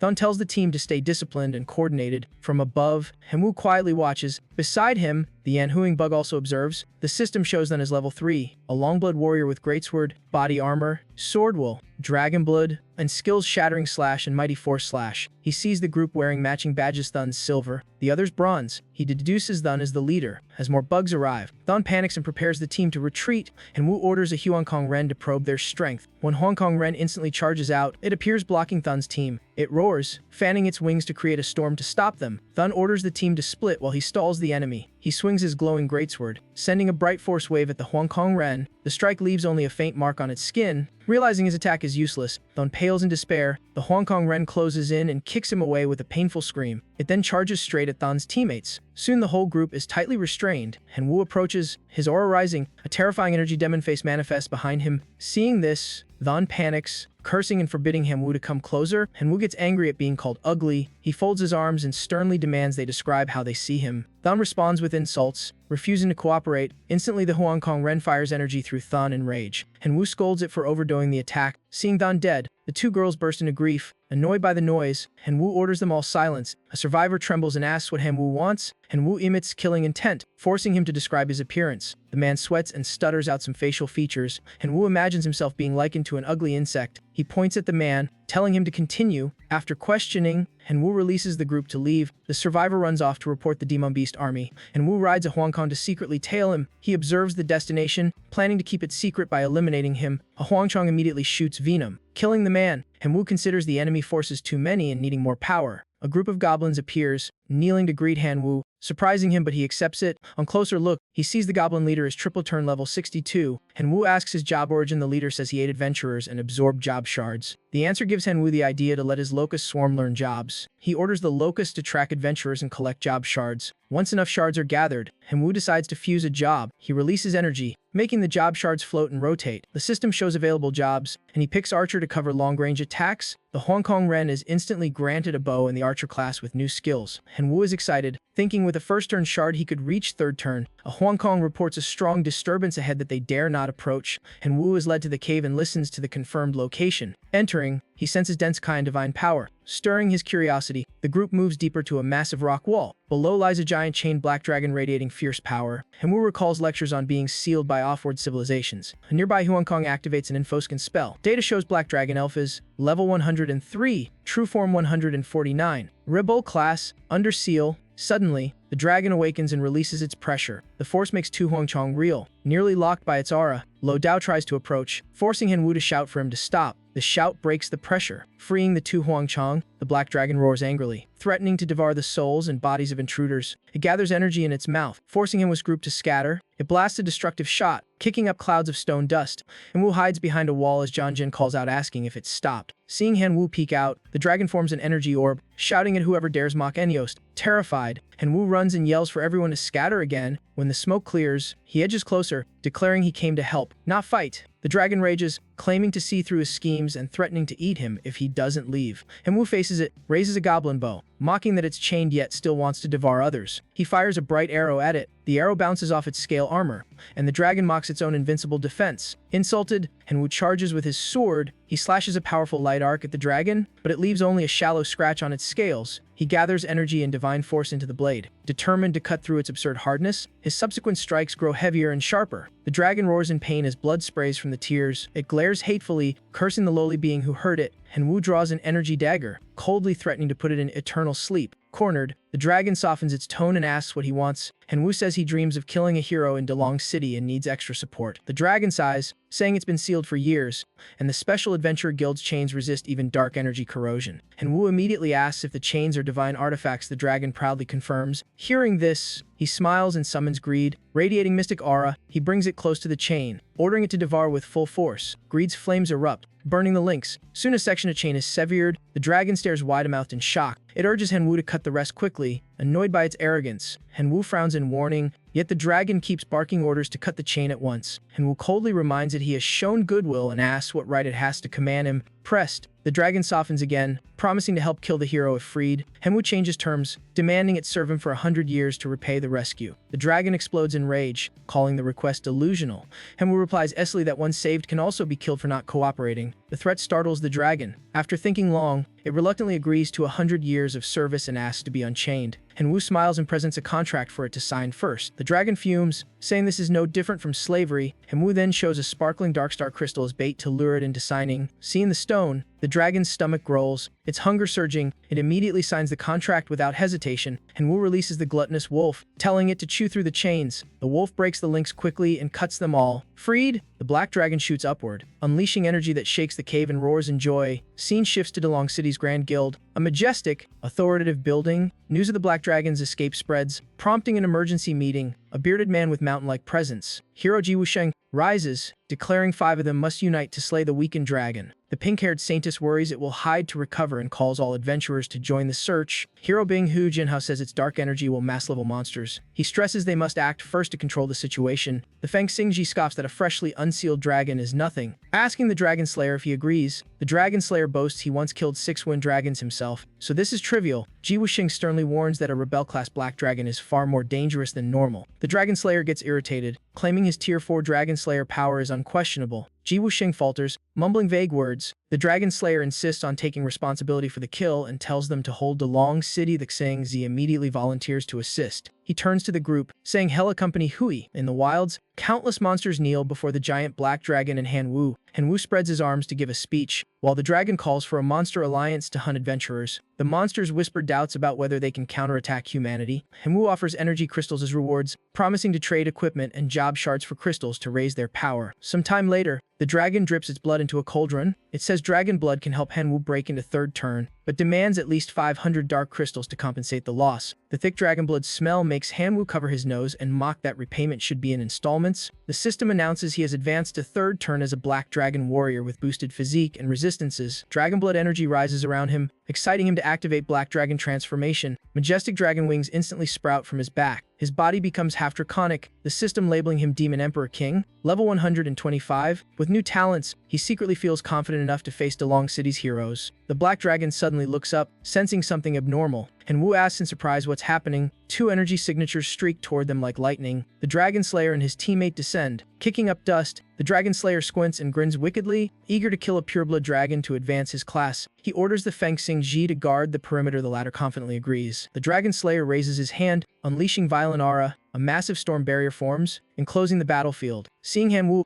is stunned to encounter a level 125 monster right outside the city. The Feng Xingji shouts that no one will interrupt his big brother's battle. A Huangchong instantly scans the opponent's info. Data shows Kazmith, level 131, Windstrider class, wielding a divine wind ring and a greenwood bow. And Wu leaps and hurls his twin swords at Kazmith, but Kazmith dodges upward in a blur, leaving an explosive dust cloud. Before Han Wu can react, he uses supersonic speed to appear behind him. He creates clones and unleashes a furious combo, making Han Wu cry out in pain. Swallowing his anger, Han Wu orders the Huangkong swarm to break the barrier. At the same time, the Dragon Slayer summons a ferocious host of phantom dragons. They charge in, while the Black Dragon counters with a fierce roar. The phantom dragon energies are easily dodged by the Black Dragon, but when it slips, the Dragon Slayer seizes the chance to close in. He swings his sword hard, making the Black Dragon roar in pain. It crashes to the ground, dust billowing everywhere. The Dragon Slayer stomps on its wounded body. He arrogantly rests his sword on his shoulder, ordering the Black Dragon taken to Delong City. The Feng Xingzi opens a portal, saying he'll handle it while his boss goes first. He and two dragon souls escort the Black Dragon through the gate to a desolate area. Seeing this,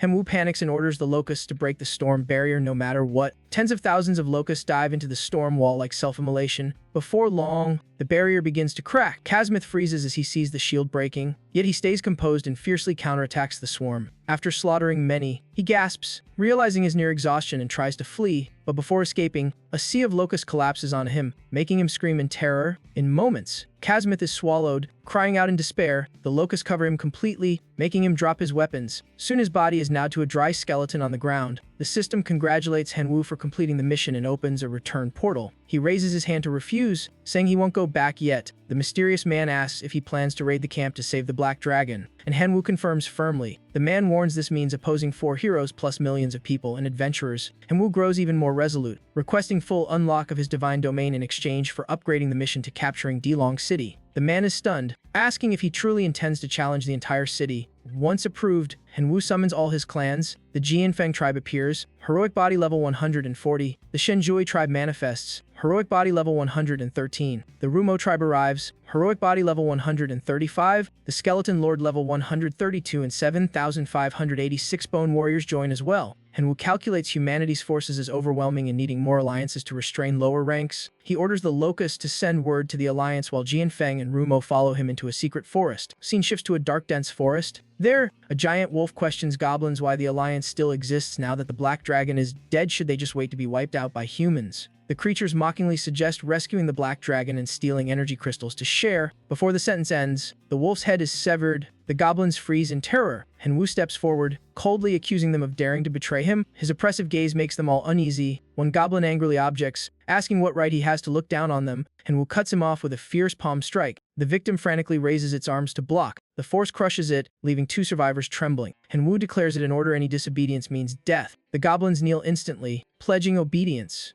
Han Wu leads the monster army toward Delong City for assault. There, the Black Dragon is bound tightly with heavy guards stationed. A subordinate reports the execution ceremony is ready and asks about the Wind Strider. The Dragon Slayer tries to stay calm, planning to look for him after the ceremony. A violent tremor startles him. Alarms blare, civilians are ordered to shelter, and warriors mobilize. A guard shouts upon seeing goblins and locusts flooding in. He urges the mages to fire spells at the airborne swarm, but they are pierced by arrow volleys from above. The arrows are dropped by 3 Huangkong Ren. The surviving mage counterattacks with magic power. The opponent dodges cleanly, causing explosive collisions. A giant beast with a hammer charges straight at the gate. Its thunderous strike shatters the wall's surface. From above, Han Wu orders the skeletons to prepare to charge. They cast spells turning fallen soldiers into skeletons. The risen bone troops rush into slaughter. The city gate crumbles in smoke and dust. Tang Wei appears, coldly facing the giant beast. Tang Wei raises a massive thorn wall sealing the entrance. The beast freezes. Stunned, the Dragon Slayer rages, gripping his sword blazing with energy. Barrier forms to halt the enemy army. He orders adventurers to form battle lines. Mages activate a large magic array over the area. Spell rain pours down, obscuring vision. Goblins hit by blasts are flung away screaming in pain. The dense bombardment engulfs the monsters in the mist. At the execution ground, the Dragon Slayer condemns the Black Dragon before the crowd. Hearing this, Henwu panics and orders the bone troops to advance. The skeletons gather mist fragments and compress them into a new form. Gigantic bone effigy emerges. It crackles with lightning and enters the burning vine zone. The giant skeleton roars like thunder. It tears the barrier apart with brute force. The sweeping motion clears debris, sending smoke skyward. With the path open, Henwu leads monsters in to rescue the black dragon. The dragon widens its eyes upon seeing him. It asks in shock why he risked coming. The dragon slayer sneers, calling him suicidal. He stumps down, marking the opening attack. He lunges like lightning, hurling insults. Henwu clenches his fist and shouts a death order, but is blasted back by the Rumu. Coughing blood and fury, Tang Wei lashes vines toward Henwu, but thunder-forked blasts from the Shen Jui burn the vines away. Tang Wei gasps in shock. The Dragon Slayer summons a vicious dragon soul. Vowing destruction, the soul charges with glowing jaws open wide. The giant bone form strikes its snout, making it howl. The two monstrous forms clash violently. After watching, the skeleton lord sees the moment arrive. It stumps and rockets upward with brutal force. Its body clamps onto the dragon soul's back. Steel jaws bite through the soul's form. Agonized roars echo across the plaza. The dragon slayer goes berserk, striking to avenge his dragon soul. His shining slash descends like execution. The giant skeleton's arm is severed, its body collapsing, but dark magic instantly reattaches its limbs. It counterattacks so fast the foe can't think. The giant skeleton bites the dragon soul again, horrifying the dragon slayer. Henwu calls greed to unlock the shackles at once. Freed, the black dragon praises its rebel ally. Henwu feeds it dark star crystals to heal and serve long-term. A sudden shock makes him whirl around. The Shen Jui is being crushed by vines. He sends a Huangkong Ren to rescue it. Worry rises that their army may be wiped out. The black dragon decides to grant him the title of Great Rebel. Radiant light coils around his body. An ancient spell transmits new power, the system confirming a new talent. He drops to one knee, but his will burns fiercely. Henwu grips his blade, unleashing force as he charges. The wild power scares the dragon slayer into raising his sword defensively. The crushing blow forces him to spit blood, crying out at the overwhelming strength. A bone shadow flashes toward him. The skeleton lord pierces his body and laughs gleefully. The Skull King summons mutated bloodbone from the dead. A surge of darkness erupts where the vanished body was. He unleashes a sky-shattering kick at the saintess. She's flung away. Rolling in pain, she screams in rage over the dragon slayer's death, but he declares she's next. He assigns the Shenju to deliver double retribution. The Shenju lifts its massive hammer and charges forward. Each strike booms like thunder tearing the air. After downing two foes, he rushes to where a swordsman still fights. From behind, he hacks down with a chilling slash. Binghu Jianhao is forced to turn and block in panic. The Jianfeng warrior seizes the chance to cross-slash. Caught between them, the last enemy collapses. The remaining Saint-class fighter panics completely. He mutters in despair and tries to flee, but after a few steps he freezes. He sees the mutated bloodbone advancing like death itself. A giant ox suddenly charges out and swings a club. A single blow ends his life. The Skull King declares victory and opens trade of spoils for crystals. The monsters cheer loudly in triumph. He wishes the black dragon a swift restoration of its former might. The dragon, moved, accepts him as a loyal companion. The mentor appears, praising him and granting 3 hours to clean up.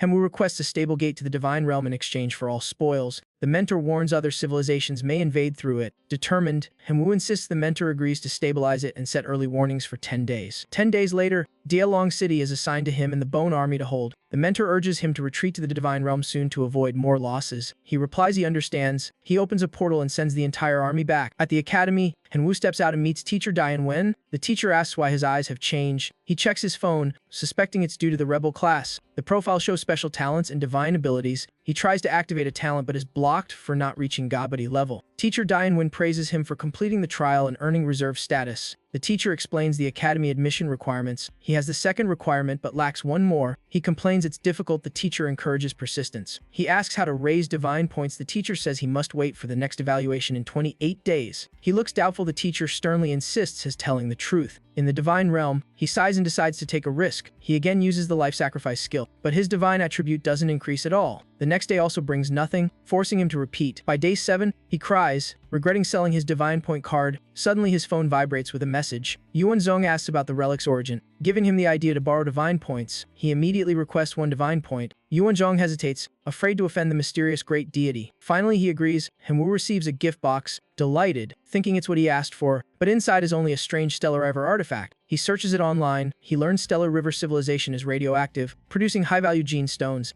He's shocked to get a chance to compete for gene stones like a god tier. Then he sees news of a god king going bankrupt from faulty radiation ore. He remembers his refinery can create radiation crystals to help beasts condense gene stones. He arrives at a town near Stellar River ruins. He wears a full cloak for safety. A local approaches, offering to be a guide. He asks why he should hire him. The man boasts he knows the monster nests and trading routes in the area, but he cuts him off, only needing to know where radioactive ore is sold. The man is stunned that a deity seeks such material. He recounts how a god king bought fake ore and lost his entire beast ranch. A strange voice interjects, claiming it's because they didn't let him handle the purchase. Henwu turns to see a blonde man greeting politely. The guide introduces him as Major Mine Owner Haixian Sheng. He boasts he supplies most of the clean ore in the region. Henwu orders pure samples and pays testing fees, which he gladly accepts. At the Stellar River ruins, he trades ore bags for a large batch of radiation crystals for experiments. A level 1 mutant wolf appears. He uses it to test evolutionary potential. He tosses ore to it like calling it pet. The wolf eagerly licks it. A horn sprouts on its head. Its body begins to swell. One lick pushes it to level 2. Mutation intensifies fiercely. It rockets to level 3 within minutes. Is thrilled, thinking of using it on his clans, but the creature can't endure the radiation and explodes. He picks up the remaining gene stone, warning himself of side effects. He checks that the Fang-type stone requires Tier 3 rights and shortens clan lifespan. Is interrupted by a threat demanding the stone and crystals. The newcomer is Zhang Gang, who doesn't recognize him. Henwu calmly asks what if he refuses. Zhang Gang growls he'll take his life. He unleashes a pack of mutant wolves to attack. Henwu drips blood to trigger transformation. His body turns into a black dragon, wings spreading. The wolves are stunned. He wipes out the entire pack in one move. Zhang Gang brings reinforcements, ordering cavalry to charge. The wolf riders storm forward like a tempest, and Wu shoots up to evade the charge. Looking down, he mocks the outdated tactic. He says he mastered this pattern long ago. Zhang Gang roars back in fury. He uses divine arts to force Henwu downward. Henwu tilts and loses flight control. Is forced to land right before the wolf riders. Cursing his luck, ordered killed. He must flee. He sees a forbidden zone warning sign. He rushes in anyway, wondering why the enemy won't give up. Zhang Gang still drives wolf cavalry to pursue. Henwu spots twisted monsters lurking in the forbidden zone. They suddenly drop from the treetops. He dodges their attacks. He veers away, deciding the place is too dangerous and must retreat. The wolf riders clash with the monsters. The two sides battle violently. The riders falter. Zhang Gang charges in to intervene. He screams for the fugitives' whereabouts, then suddenly feels dread. He decides to withdraw before disaster strikes. Elsewhere,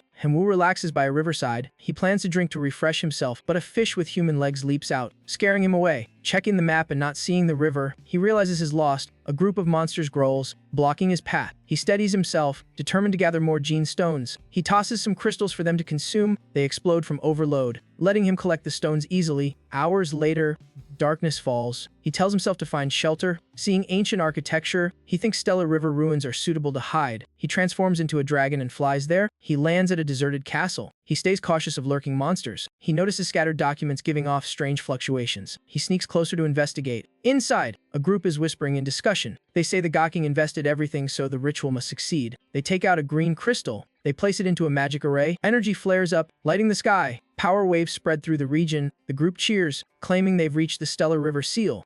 Henwu recalls the sealed-off rumor and now gains entry due to power limits. He steps deeper into the ruin. The system reports the mutant origin essence is activating. The group grows excited, expecting rewards. But an intruder alarm suddenly blares. Defense mode summons a Tier 6 beast. Gamora! The origin essence splits off and suppresses everyone. They clutch their heads in agony under the sirens. A blue consciousness introduces itself as the mutant origin essence seeking a host. Proposes a game to choose the vessel. All are shifted into a mystical green space. The entity manifests, stating the game is to raise a beast to defeat Tier 6 Gamora. Each receives 10,000 refined radiation units, and whoever evolves their brood first becomes the conduit. One man screams, refusing to be a porter, and threatens destruction. He tries contacting the Godamain but fails and panics. The mutant origin essence coldly summons Tier 6 Gamora to kill the rebel instantly. The group turns pale. Henwu raises his hand. He says he can't link to the Godamain nor pass brood checks, shocking everyone who never saw him enter. The mutant origin essence laughs, promising not to disappoint the kid. It snaps open a spatial rift. Henwu curses as there's only entry. No escape. 3 hours later, they lament their brood dying in mass with only weak gains. Meanwhile, Henwu secretly rejoices as his disintegrator processed 6,000 radiation crystals thanks to hundreds of millions of locusts used to craft it. He observes his Tier 3 locust, trusting its terrifying regeneration and durability. He keeps fattening it, forcing non-stop feeding. 3 months later, all are horrified by his grotesque result. Henwu summons a gigantic locust. Now Tier 6, the mutant origin essence orders Gamora to begin the test match. Gamora charges into the crowd like an extinction machine. It crushes their beast easily, throwing them into panic. The mutant origin essence laughs, saying the weak don't deserve to exist. Gamora proves it by devouring people despite their screams. Only Henwu remains facing the ruling entity as it says it's his turn. Henwu admits he let a Kaing absorb all Junior, overpowering limits but giving only 1 day to live. He bids a taunting farewell. Regaining calm, he summons a Kaing and orders full strength for the final fight. The mutant origin essence delights, inviting him to battle completely. Gamora is summoned. The two beasts clash violently. The locust strikes first, ripping pain from Gomorrah. Gomorrah counterattacks instantly. It bites off a limb with its vicious jaws, but the locust regenerates immediately thanks to aberrant rebirth. Gomorrah roars, triggering its ultimate instinct. The mutant origin essence praises the rage-ignited duel. After 18 hours of brutal combat, both are exhausted and nearly collapsing. The mutant origin essence soothes them, calls it perfect, and asks its chosen representative if he agrees. Henwu is confused about this representative and its intent for his body. The entity raises its hand, channeling energy, declaring his body the new shared vessel, and Wu feels power invading every cell. After an unknown time, he awakens. He sees a status panel labeled Twin Form, marking him as a god-class organism or supergene warrior low, one with unique talents. And Wu scratches his head, unsure if he is Han Wu or the mutant origin essence. A floating blue light speaks. Noting he has awakened, it introduces itself as the mutant origin essence. Explaining their symbiosis lets him surpass the Goddomain barrier, grow fast, and reach the Divinity Galaxy civilization tier. And Wu waves, asking how to leave this place. The entity replies the seal is now under its control. The Tier 6 Guardian Gomorrah is dead, so they are free. It adds that once the seal breaks, noise will draw countless true gods and proto-gods to the ruin, and Wu panics, knowing without treasures hell be stripped clean if caught. He urges himself to flee, recalls the arena coordinates, and opens a portal. The others only sense his aura vanish and rush to search. At the ruins summit, they cheer for a treasure but find it empty. One picks up a locust corpse, guessing it's his remains. Scene shifts, another roars in fury over a stolen artifact. He orders all broods to broadcast signals non-stop to trace the thief. A blood-soaked arena awaits, and Wu spends 1,000,000 points to teleport and debates returning. A notice appears as challenged by the evil dragon hair. Refusing thrice means disqualification. Annoyed, he accepts to settle it quickly. The arena gate opens and Han Wu steps onto the stage. The stands roar for Evil Dragon, who eyes his target. The host calls for a giant bone set, others send half-dragon troops, betting big on Evil Dragon. Han Wu scoffs, saying that money can't make him lose. Evil Dragon mocks his locust line, claiming he's hit an iron wall. Han Wu summons his legion, ordering a swift finish. Evil Dragon commands Half-Dragon no. 9 to strike. Han Wu's humanoid locust troops charge in. The Half-Dragons engage. Evil Dragon fumes, not seeing the bone squad. Han Wu calmly tells him to pass the locust layer first. Enraged, Evil Dragon has his Half-Dragons unleash time fire to burn the front. Han Wu orders the entire locust army to counter. Abyssal molt bugs open armor, celestial demon bugs attack, and dark curse bugs fire kill skills. Celestial demon bugs rain arrows endlessly. Half-Dragons take hits non-stop. Evil Dragon roars, ready to incinerate all insects. His fire pressure forces the demon bugs to dodge while Half-Dragons volley back. Arrogantly, he warns that without a trump card, the locust will be wiped out. Han Wu grits his teeth, knowing delay only wastes troops. He raises his hand to summon the Mind of our demon, but the mutant origin essence appears, mocking him for yielding too easily. Doubting its choice, it insists he use locust to teach the half-dragons fear. It stresses locusts aren't weak. Remember one chewed up Tier 6 Gomorrah and urges him to use its guided mutation. Han Wu grabs a locust, saying he just wants to test his new power, not obey orders. He channels energy into it. The entity asks which evolution direction he wants. Han Wu chooses the abyssal molt bug as shield, seeking extreme durability. 3 options appear after damage assessment. He risks choosing full-scale mutation. A colossal abyssal molt bug erupts behind him. It charges straight into the half-dragon ranks. The enemy formation collapses. Han Wu laughs, ordering his army to embrace the mutation. Other abyssal molt bugs also enlarge and slam into the assault. Celestial demon bugs and dark spurgs undergo mutation together. They rain shadow blows and shockwaves, shaking the half-dragon line. Evil Dragon panics, suspects illegal enhancers, and calls for referees. Han Wu proudly declares directional mutation complete. He warns the dragonkin to guard their lives well. The locust swarm draws bows and hunts the half-dragons. He orders total annihilation. Evil Dragon bursts into tears, begging surrender. The stands erupt, cursing him for losing their bets. Han Wu receives divine force shards in the blooded arena mark. Scene shifts to the Goddomain. An arena appears where broods hone skills. Winners may rank up or awaken hero forms. Han Wu is thrilled by the rare chance rising from near zero. In the core, an ancient evil dragon sleeps beside the domain core. He is terrified by the sight. The mutant origin essence mocks that such small gains are nothing compared to its worth. Han Wu flatters it and asks to upgrade, but is told to kneel. He seethes inwardly, vowing to topple heaven once strong enough. He activates life sacrifice mode. Option 1, a Tier 4 holy relic storm warcoat that lets the brood summon storm armor when fed into the core. Option 2, a 3 observatory to monitor a 10,000 km radius. The third is a manual for flesh puppet creation, using the flesh of the powerful to forge an immutable body. Han Wu is horrified since even Gomorrah or Quang could be materials. Without hesitation, he chooses the flesh puppet manual. His eyes gleam coldly, resolved to rise. Over half a year in the Goddomain, 10 days outside, he pours 10 million divine points and rare materials into the project. The result shines a flesh puppet with heroic aura and power matching a Hera-class life form. Inspecting stats, name Xiao Kang. Type flesh puppet, Hera tier. Talents regeneration and Devar. He decides all units will bear the Xiao Kang name to honor a Quang. He clenches his fist, ready for challenges, vowing to enter West Capital Academy and find his parents. 3 days later at Imperial Capital Academy, Han Wu is overwhelmed by the environment full of proto-god experts. A voice calls from behind,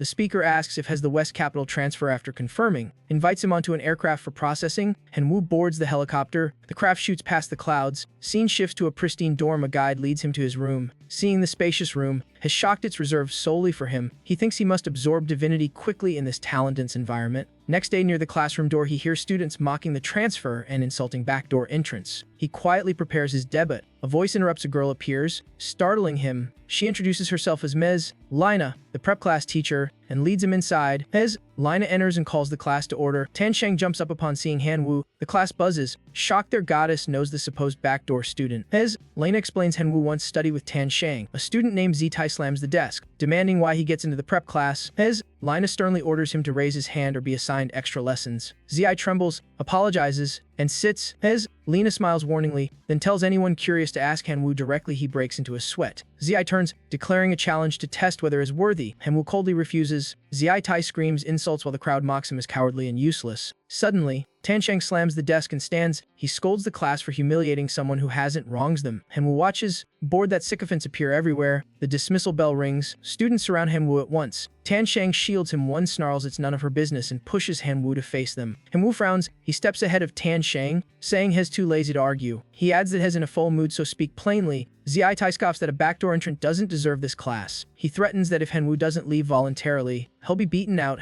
Han Wu smiles at Tan Sheng, saying it's shameful to study with idiots. Even Lina doesn't know why they're grouped with him. Han Wu smirks, noting that beating them leaves no debt. As Lina urgently warns Zitai is strong, his brood is an elite life engine device, even she struggles to beat. Han Wu shrugs, saying if she fears he'll hurt them, he'll go easy, forcing her to relent. The students, angered at being dismissed, boast their broods alone can crush him. They march to the battle arena. Tan Sheng watches anxiously, fearing his pride will suffer. At the arena with many match modes, Han Wu chooses a 10v10 to test the Xiao Kang squad. On stage, Ziai faces him. He mocks him with confidence for selecting a 10-man battle. Han Wu summons 10 Xiao Kangs with overwhelming presence. Ziai Tai freezes at their hereditary abnormal aura and becomes serious to save face. He summons his life engine squad and vows to crush the enemy. Tan Sheng watches the feed, stunned. He never knew Han Wu had such a brood. A student checks and confirms they're hero-class puppets. Everyone gasps at the massive value of 10 such puppets. As Lina wonders how a loner like Han Wu gains such resources, planning to ask after the match, Ziai orders his life engines to overpower the foe. The life engines charge, throwing thunder punches. Ziai closes his eyes, savoring what he thinks is the sound of monsters breaking apart. But when he opens them, his stunned that none fell. The machines keep punching while the Xiao Kangs stand like steel. Han Wu laughs, calling those hits mere sparks, and orders the Xiao Kangs to counterattack. The Xiao Kang battalion hammers down like a storm, forcing the machines to shield their faces. The stands erupt, shocked these monsters can withstand and mirror the machine's combat style. As Lina is stunned, baffled by Han Wu's rapid rise, Han Wu roars with laughter, asking if they want to continue.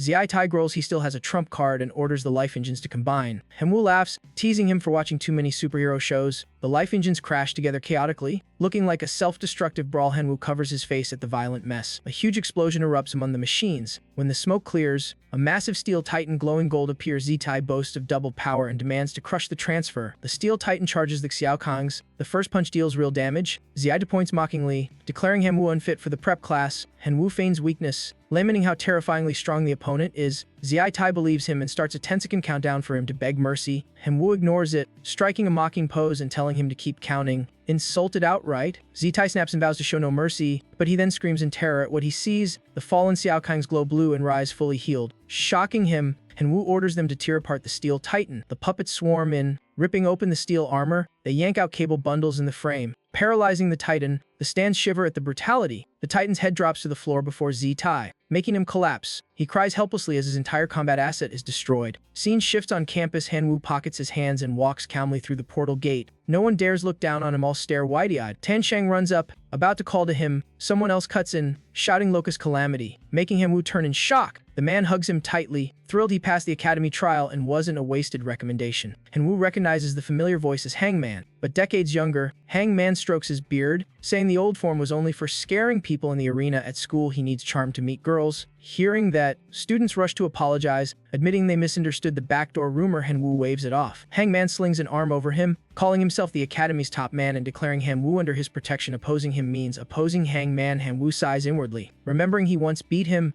Hangman drags him along to meet friends. Han Wu follows. Baffled, they reach the meetup. Hangman cheerfully calls out to Xiaqian and Yiling. Xiaqian coolly introduces himself as the top man of Imperial Capital. while Yi Ling gently asks if has the one who beat Hangman in the arena. Han Wu greets politely, saying that win was just luck. Yi Ling smiles that luck is also skill. She says the prep class will enter the zombie town secret realm for survival training and asks him to bring something back. Han Wu is surprised such strong people need a freshman. Yi Ling glances meaningfully at Hangman. She jokes if as a newbie. Then Hangman is even worse. Hangman coughs to stop her. He explains low-tier secret realms allow only prep students, so they're barred. He boasts that if he entered, he'd destroy the whole town in a few punches. Han Wu is speechless. Yi Ling humors him. They say the realm has wisdom fruits that raise intelligence for non-humanoid broods, each bought for 1 divinity point. Han Wu is secretly delighted he needs divinity but outwardly stays calm and accepts. Yi Ling gives him a special seed. She says keep it, it'll help in the next advancement. He takes it without questions. Scene shifts. Han Wu lies on his bed checking his panel, noting that with 6 divinity points he can attempt the proto-god rite, but recalls him's line of saying is far from standard. She had taught that 6 points only fuse a tier 1 god class, and Imperial Capital students refuse to waste resources like that. From the 6 point onward costs rise. 0.7 needs 2, 0.8 needs 3, up to 10 points total to reach tier 5 god class fusion potential. Han Wu is excited. He reminds himself to meet Mez, line his expectations and do missions well to earn more divinity. Days later in class, a student announces the exam will be extradomain survival in Zombie Town, and upperclassmen are buying its secretrome resources. Zi Tai and his group return. He speaks bitterly. He challenges Han Wu to bet on exam results. Han Wu asks the wager. Zi proposes if he scores higher, Han Wu must stay away from Tan Shang. If he loses, he'll withdraw. Han Wu replies with disdain. He mocks Zi Tai and says Tan Shang never notices him. Enraging Zi Tai vows to separate them no matter what. Just as Tan Shang arrives, she asks if Han Wu scores higher. Will Zi Tai stop pestering her? He freezes. He reveals his feelings. Asking why she won't accept him, she coldly demands he stay on topic.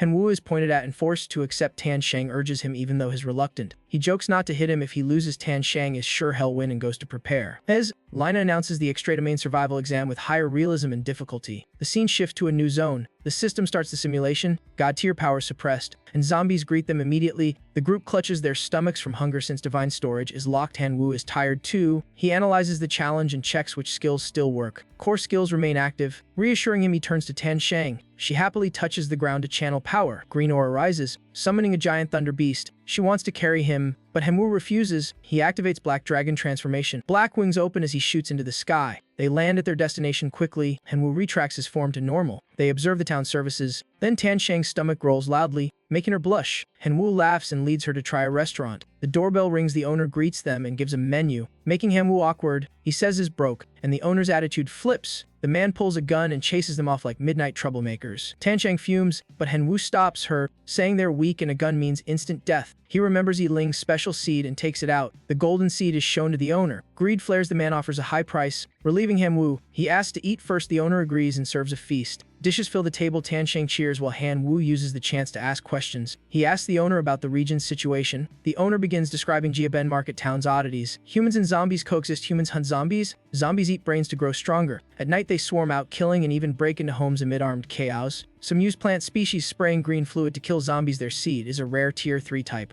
Han Wu notes the game-like setup and analyzes plant power tiers. While he thinks, Tan Shang eats until stuffed. Oblivious, he asks how to get more seeds. The owner is shocked they don't know. Seeds can be bought at high prices or taken from slain zombies. Both understand and resolve to act. The owner warns to find shelter since nights are extremely dangerous. To settle, they must buy or rent a house and avoid going out after eating. Han Wu sells the seed, leaving to buy a house. They bid farewell when a cry rises behind them. A starving student limps in begging for food. The owner drives him out harshly. He fires, wounding the student as the system deducts points. Tan Shang shudders, realizing she almost suffered the same, and urges finding lodging as they seek the town chief. Center converts the seed into gold coins for them. The cheapest house costs 1,200, making Tan Shang sad because they're short.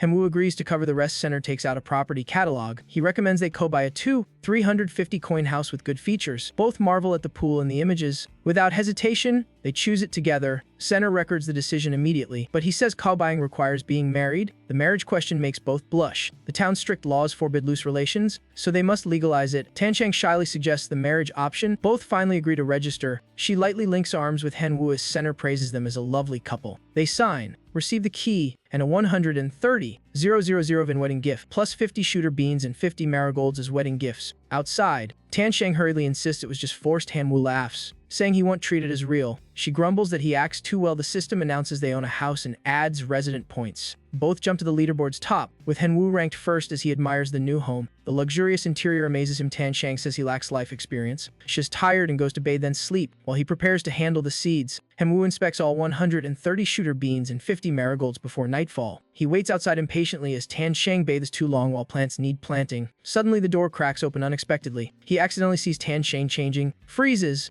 and is shouted out immediately. Henwu panics, apologizes, and runs out. He focuses on inspecting the marigold coin producer and shooter beans that fire ancient dead seeds both live 1 year. While studying their fast growth, he mutters, and Tan Shang asks what is mumbling. Seeing his blushing face, she suspects as thinking something improper, though he denies it. The earlier sight makes him flustered. She doesn't believe him, warning him not to overthink and to treat it as unseen. A horrific roar suddenly rings out, putting them on guard. She casts a light dumb spell, illuminating the area. The light reveals a horde of zombies charging with razor teeth. Henwu crosses his arms, eager to see their response. He taunts the undead to show their skill. Shooter beans fire seed rounds, killing targets. But seeing zombies too weak and slow, is disappointed at their lack of challenge. He pulls out a green gem to empower the shooter beans, boosting them. The stems ignite, leaves decay, and their forms twist monstrously. They turn into shadow forms with boosted firepower, blasting through zombies in sprays of blood. The system keeps awarding points for zombies of all ranks normal, flag bearers, and office types. But the overwhelming numbers create pressure. Henwu worries about stamina drain from using shadow power. Tan Shang frets that others likely bought homes and hit 1,300 points already, fearing they'll be overtaken. Henwu sees the bean patch killing too slowly and needs more damage. He realizes plants are life forms and should mutate via genes. He triggers directional mutation, channels red energy into one plant, and opens the upgrade panel. The system shows mutation branches range, speed, multi-head, roots each shortening lifespan but boosting power. He chooses all. The beans morph grotesquely, glowing a sickly gold. Firepower erupts violently. They sweep zombies clean,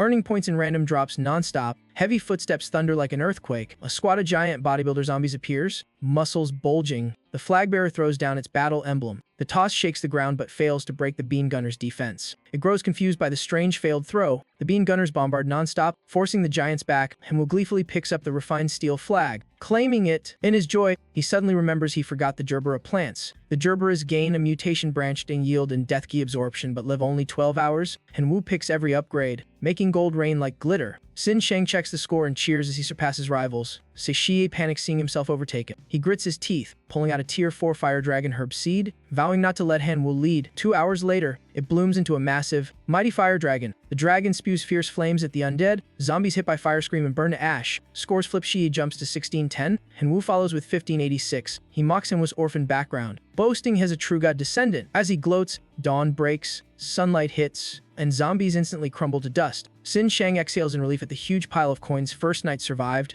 Henwu explains he has a directional mutation ability that evolves creatures. She praises its power but worries their score gap is huge. They check ranks. Seishie 201,000, Henwu 128,000. Sin Shang 23,000. Henwu says it's only the beginning. Time flies to the next evening. His plant array is upgraded to tier 2 and 3 with explosive strength. Sin Shang looks through binoculars and is stunned by the new zombie forms. She spots a red-cloaked zombie leading the horde. She sees undead cavalry and even a tier 4 dance king rushing in. Panicking, Henwu is shocked by the red aura of the zombie king and hesitates on strategy. He decides to shut all lights to avoid drawing aggro. Sin Shang obeys at once. The house sinks into thick darkness. They hide in a corner, whispering for updates. Henwu peeks out and sighs when the enemies veer toward another house. The Dance King moves farther away from them. He suggests turning the lights back on to farm zombies for points. Sin Shang agrees. She launches a bright golden light sphere spell. The glow makes the zombies turn toward them. The nearest ones charge straight at her, and was bean gunners open fire in unison to block. The undead howl under the bullets. Yet more waves surge in. A zombie knight ambushes on horseback, forcing her to shield herself. But the punching plant behind her lands a saving blow. Henwu checks scores and sees Sun Canyon skyrocketing. A loud laugh echoes as he boasts about his point gain. Henwu turns to see Sun Canyon flattering the old lady, irritating him. Meanwhile, several zombies pole vault over the potato defense, closing in on both houses. Sun Canyon commands his sniper plant to strike back. Plant bullets rain down, wiping out the intruders. He laughs wildly, growing more bloodthirsty for points. Henwu frowns at the sight of him leeching off the old woman. Sin Shang teases if he's jealous. He retorts that if he loses, she can let Seishie bother her forever, stunning her. On the other side, the Dance King raises its hand to begin a grand summon. 2 red-blue fire pillars erupt, forming tier 2 undead dancers. Finishing the rite, it leads its army straight toward Sun Canyon's house. Henwu laughs, thrilled to see the sly guy's defense breached. But as he laughs, the zombie king suddenly spring jumps with muscular force. The insane launch exceeds everyone's expectations. It's flung far and lands in a cruel, off-angle trajectory.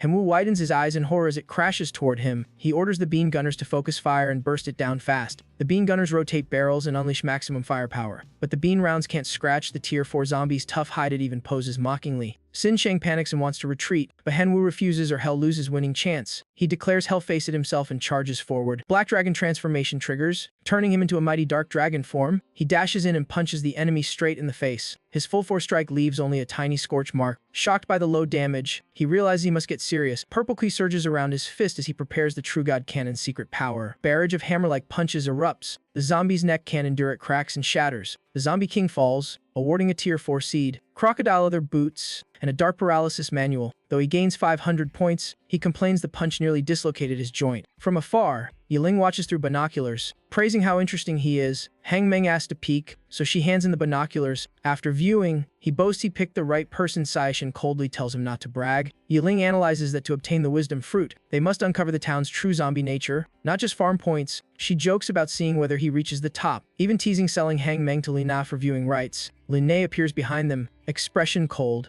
asking if they think she's that violent. Before anyone replies, she urges them to continue. They awkwardly say they're supporting classmate Han Wu. Lin smiles and leads them to the exam room to watch live. The group enters the office as she activates the big screen. The screen is pulled to the center for easy viewing. She excitedly tells them to watch freely. In the sim, Henwu redirects the bean gunners to a new target. Command orders focusing fire to eliminate the undead group. Henwu leaps to avoid the firing line while surveying targets. Yilin judges his shooting technique has reached plant tier 2 standard. She notices something odd. Why did a tier 3 corpse appear there? Stronger undead shouldn't be lured by that layout. At Sun Cannian's side, a zombie is blasted away and drifts into Hamwa's zone. Lin states Cannian has no backing despite his overwhelming strength. His coddling of an elderly woman makes Yiling disdainful. The scoreboard shows Cixi far ahead, confusing everyone. The projection displays fire dragon plants burning through the horde. He howls with laughter, mocking Henwu non-stop. Yilin realizes he's backed by rival faction Huang Shengjun. The deal is he gives most spoils to the sponsor. The trio scoffs and curses him in unison. A re-haired guy enters, arrogantly demanding to know who they're insulting. Huang Shengjun appears, asking if they want to bet on final rankings. Hang Meng waves him off, saying they're not easily tricked. Quan steps in close, mocking their weakness and mediocre group. Hang Meng charges in anger, but Yiling pulls him back to stay calm. She retorts firmly that their guild exists to support the weak and challenges him to a wager. The provocation works, and Huang Shengjun gladly accepts. He proposes a big bet,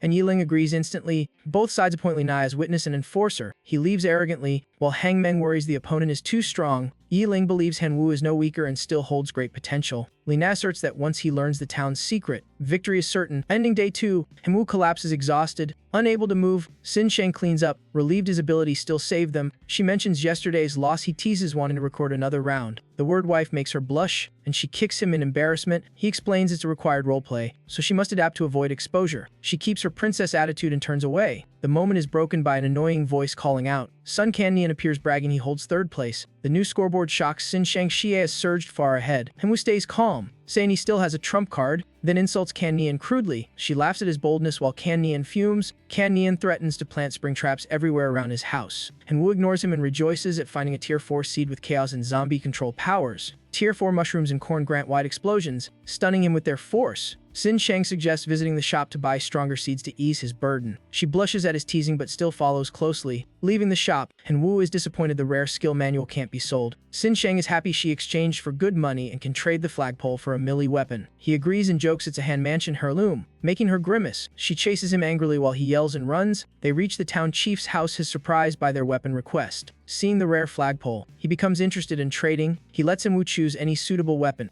and Wu is immediately drawn a cool-looking sword. When he lifts it, the blade glows red as if recognizing its master. He feels it resonate with his Black Dragon bloodline. Henwu chooses it, and the chief approves. He lays out his items, but they fail to impress the chief except for a few. The chief takes only 2 tier 3 seeds, saying the dance manual is useless to him. However, he suggests the female neighbor, once a dance master, might need it. After receiving the sword, Henwu drags Xin Shan to find Cannian's surrogate mother. They meet Cixi stepping out. He pretends to be friendly but mocks Henwu for dropping ranks and advises quitting, boasting mercy. He prompts Henwu to loudly call for his wife to taunt him. Xin Shang coldly denies knowing him, making Cixi seethe. He roars hell crush Henwu, but Henwu calmly pulls Xin Shang away. The rival's eyes burn with fury, vowing to cut off his arm. The two reach Madame This house to proceed with their plan. He knocks and finds Can Nian and the landlady coming out. Madame coldly refuses compensation and orders him to leave immediately. She insists it's his own weakness, and Kan Nian echoes her, and Wu denies that purpose, praises her, and says he has a precious gift. He hints it suits only someone with her refined aura. She stays stern, so Wu presents the lost dance manual. She freezes, while Kan Nian fumes. Clueless, her eyes gleam,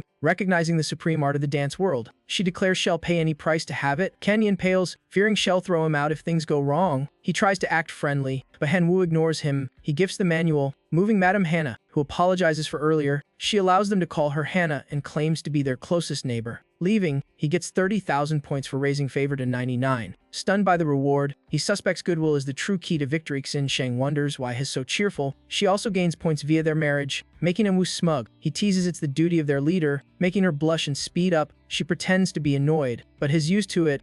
Wu opens Hannah's private shop and finds a rare wisdom fruit.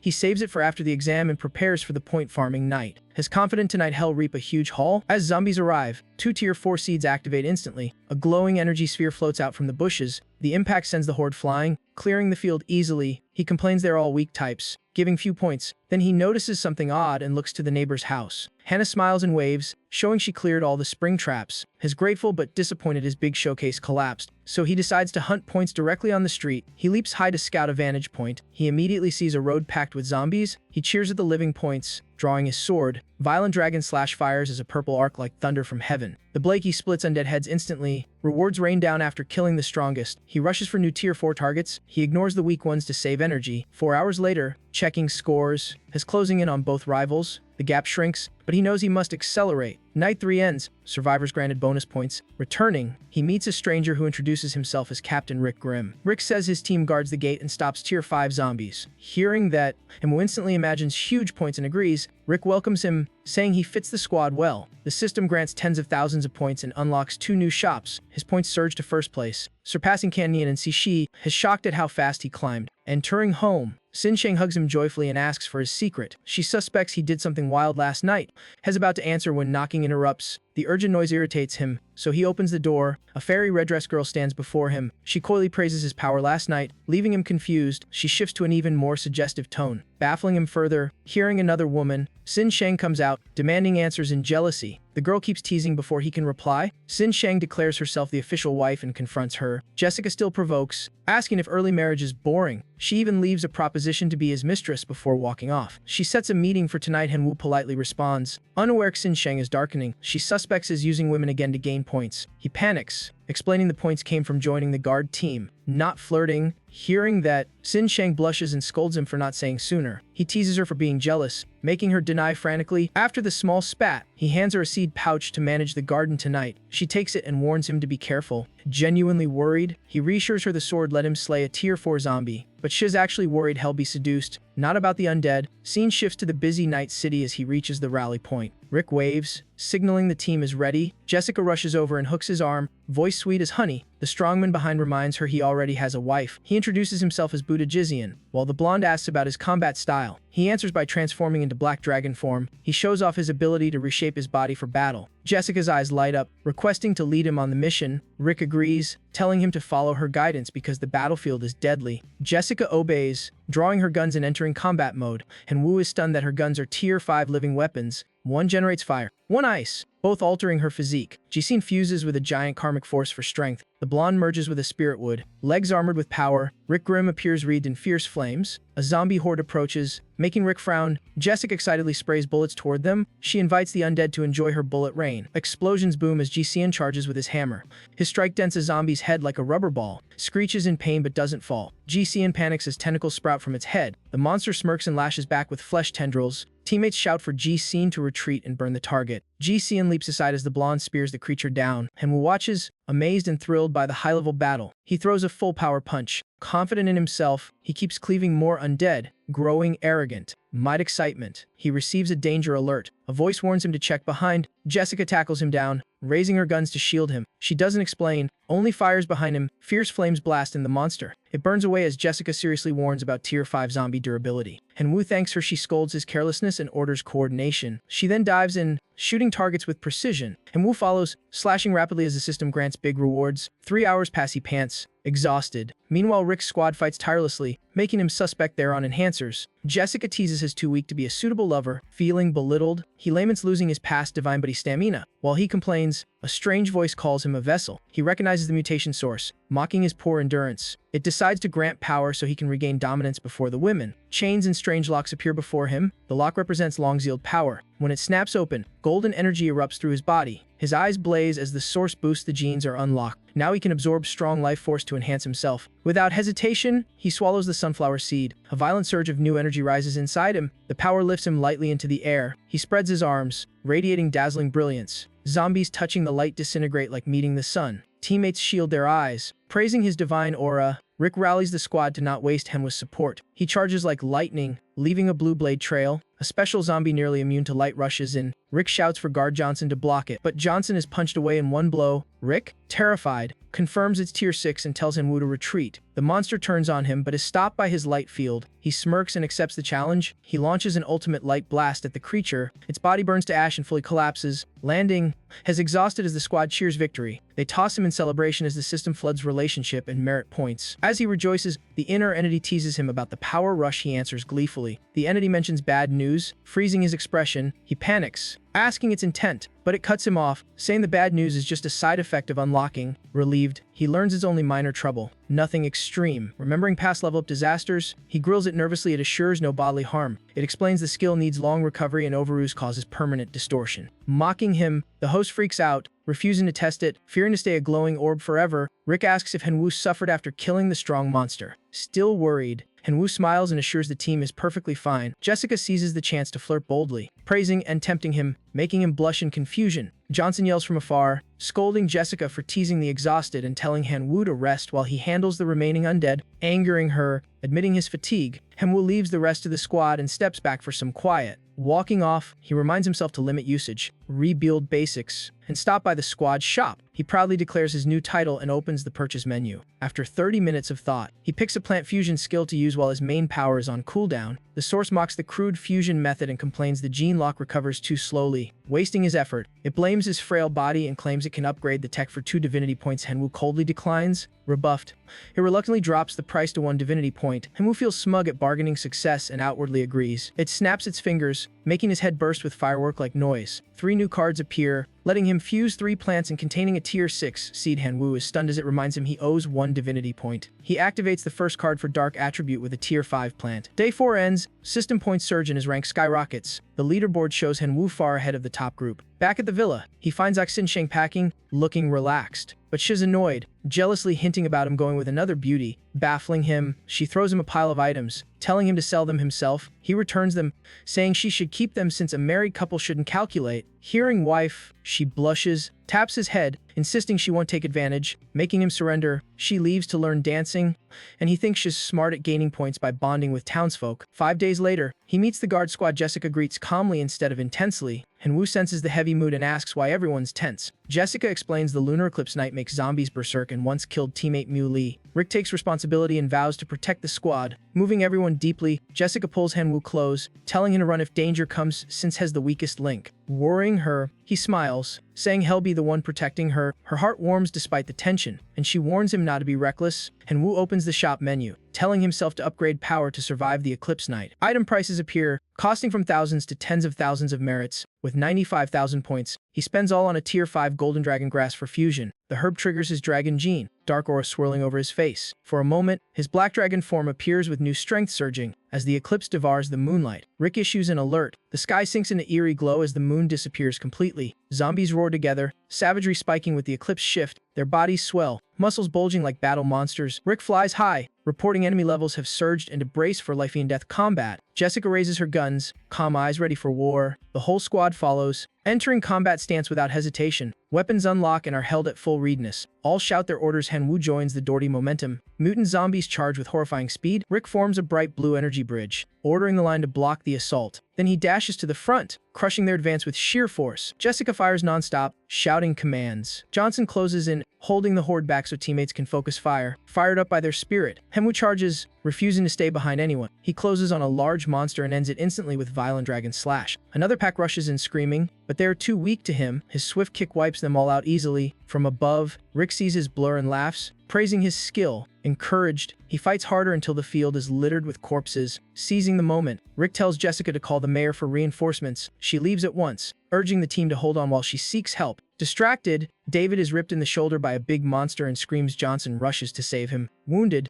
David still shouts for Johnson not to worry about him and focus on fighting. Luca covers with fire, shouting encouragement that moves Kyung-shing. Out of ammo, Luca charges in and smashes the monster with a punch. The system reports his skill has cooled down after 10 days. Making Han-woo relieved, he flies ahead, volunteering to buy time for the formation. Lucky panics and warns him not to be reckless and to retreat if needed. Han-woo smiles calmly, saying he must protect the town too. He activates a skill and selects the vine icon in the system. His body glows green as energy surges. New power floods him like bursting life force. Long vine clusters lash out, destroying nearby undead. Locke and Kyung-shin freeze in shock at the absurd power. When smoke clears, corpses pile beneath him as he pants heavily. Suddenly another monster bursts from the dust and lunges at him. At the crisis moment, familiar Red Shoes dash in, shouting for him to stay strong. Jessica arrives with reinforcements, reporting the team is here. Mayor Shoshenagi leads the squad, ordering a full assault. Luca blocks him, warning of something abnormal ahead. The mayor checks with binoculars and sees strange fog. He confirms the fog is unnatural. Locke reports vision is fully blocked and asks for plants that disperse fog. The mayor takes out a level 4 wind clover seed. He places it into a specialized pot. Within seconds, the soil shakes violently. The clover grows at terrifying speed. Han-woo is shocked by the extreme growth. The plant blows away the fog, revealing ambushing monsters.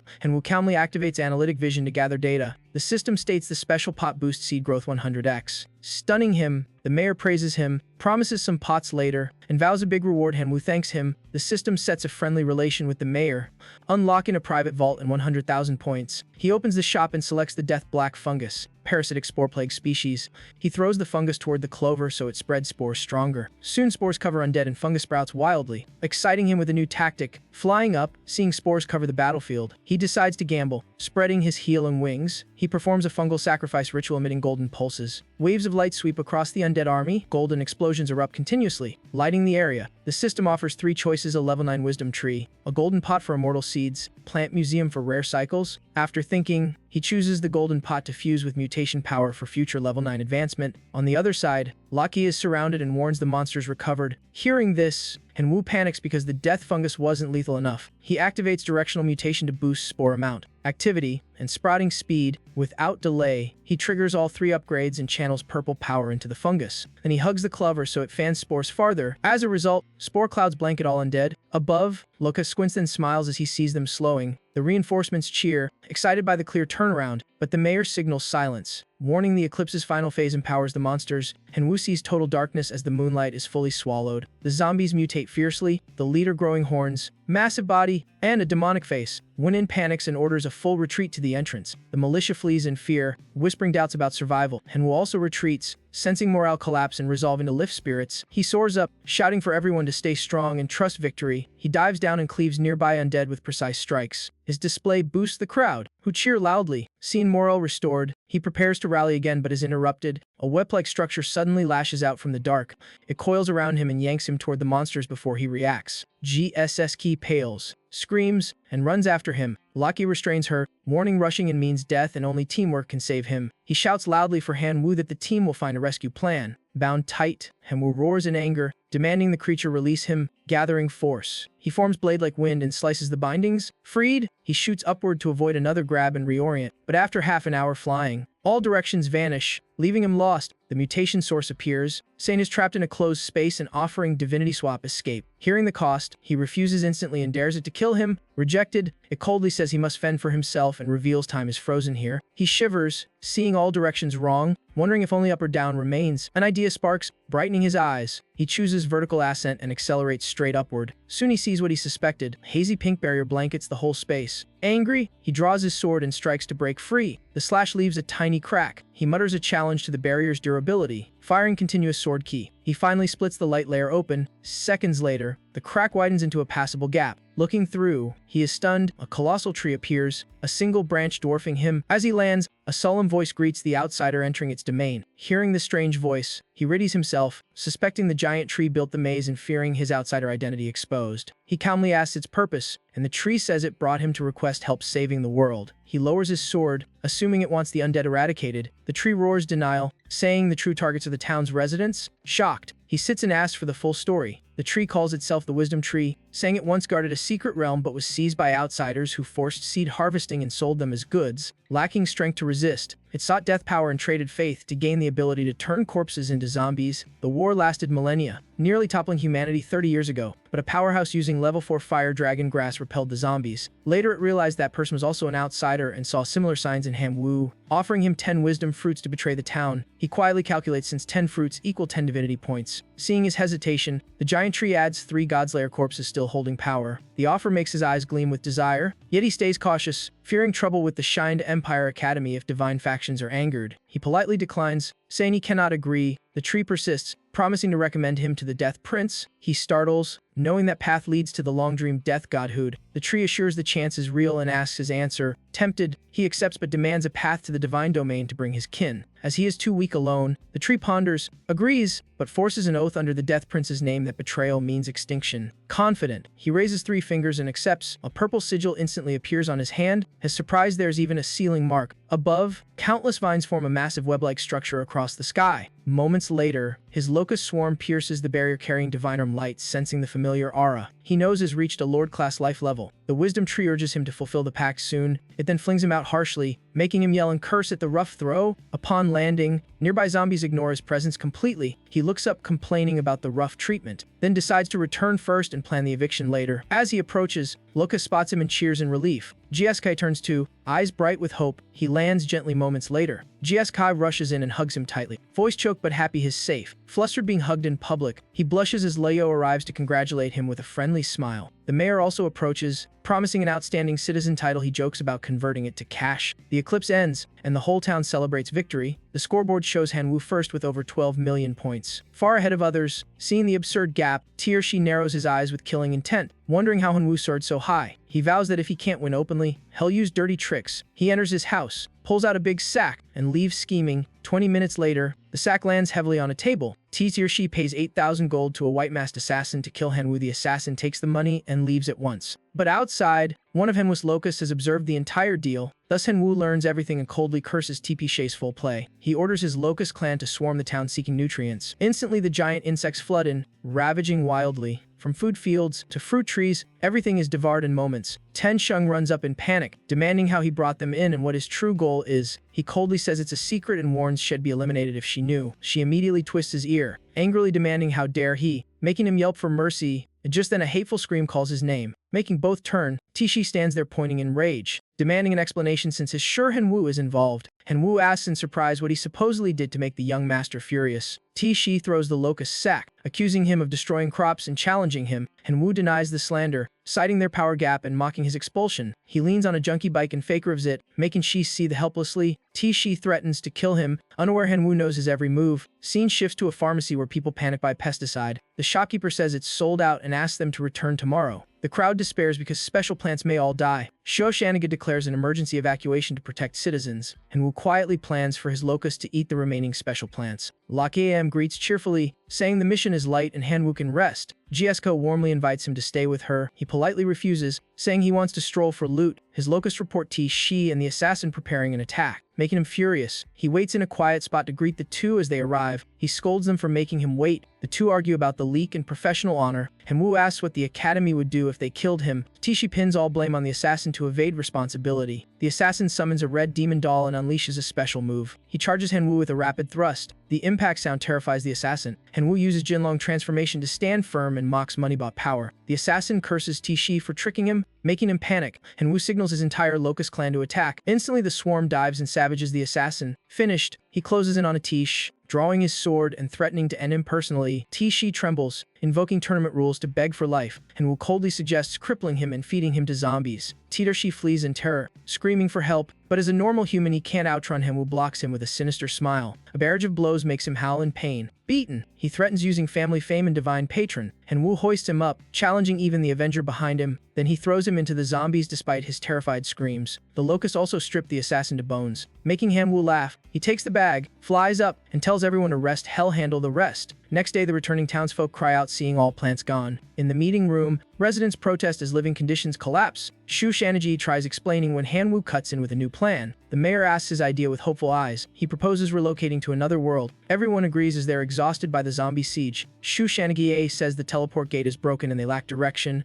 And Wu confidently says Hell rebuild the gate and lead them to Cheng Delong. The mayor happily promises full support. He meets the wisdom tree, reporting the residents agreed to leave. The tree grows excited, promising to open a forest path at the full moon. That night, leading the people to the forest, Shu Shanagie asks again about the gate's authenticity. Jess Koch spots the wisdom tree's silhouette before the answer comes. Moonlight reveals the colossal trunk. Beneath it, a teleport gate appears, stunning everyone. The townsfolk file through one by one as Han Wu waves farewell. Everyone gratefully thanks him, calling him their benefactor. Jack suddenly kisses his cheek, making him blush. She chokes up, telling him to remember her, then runs off. She dives into the gate and vanishes. Han Wu stands still like a statue, sighing in relief that the test is over. At that moment, Li En's voice announces the zombie tone exam is complete. Instantly, all examinees are teleported back to school. She surveys the class, congratulates them, and notes 2 died in the realm. Hemwu tenses, realizing death there is real, then freezes seeing Tishi alive. He wonders why that guy survived. Lien reveals the scoreboard with Hanwu first at 16 million. Tishi jumps up accusing Hanwu of cheating. She asks for proof while his underlings glare sideways at Hanwu. Tiershi insists he saw the locust and puppet underlings back him. She reminds them clan summons aren't banned and are true abilities. He grits his teeth accusing her of bias and demands appeal. She grows angry, warning of insolence and announcing punishment. She sentences him to 1 year labor in black prison and shoves him into the portal. With the ringleader gone, she asks who wants to follow. Terrifying the rest, students whisper that Tishi deserved it for disrespecting a teacher. She moves to rewards. Hanwu receives the Emerald Heavy Bloom and second prize. After class, a loud call stops him. Seeing acquaintances, he greets them and shows he brought wisdom fruits. He presents 9, modestly saying that's all he got while keeping extras hidden.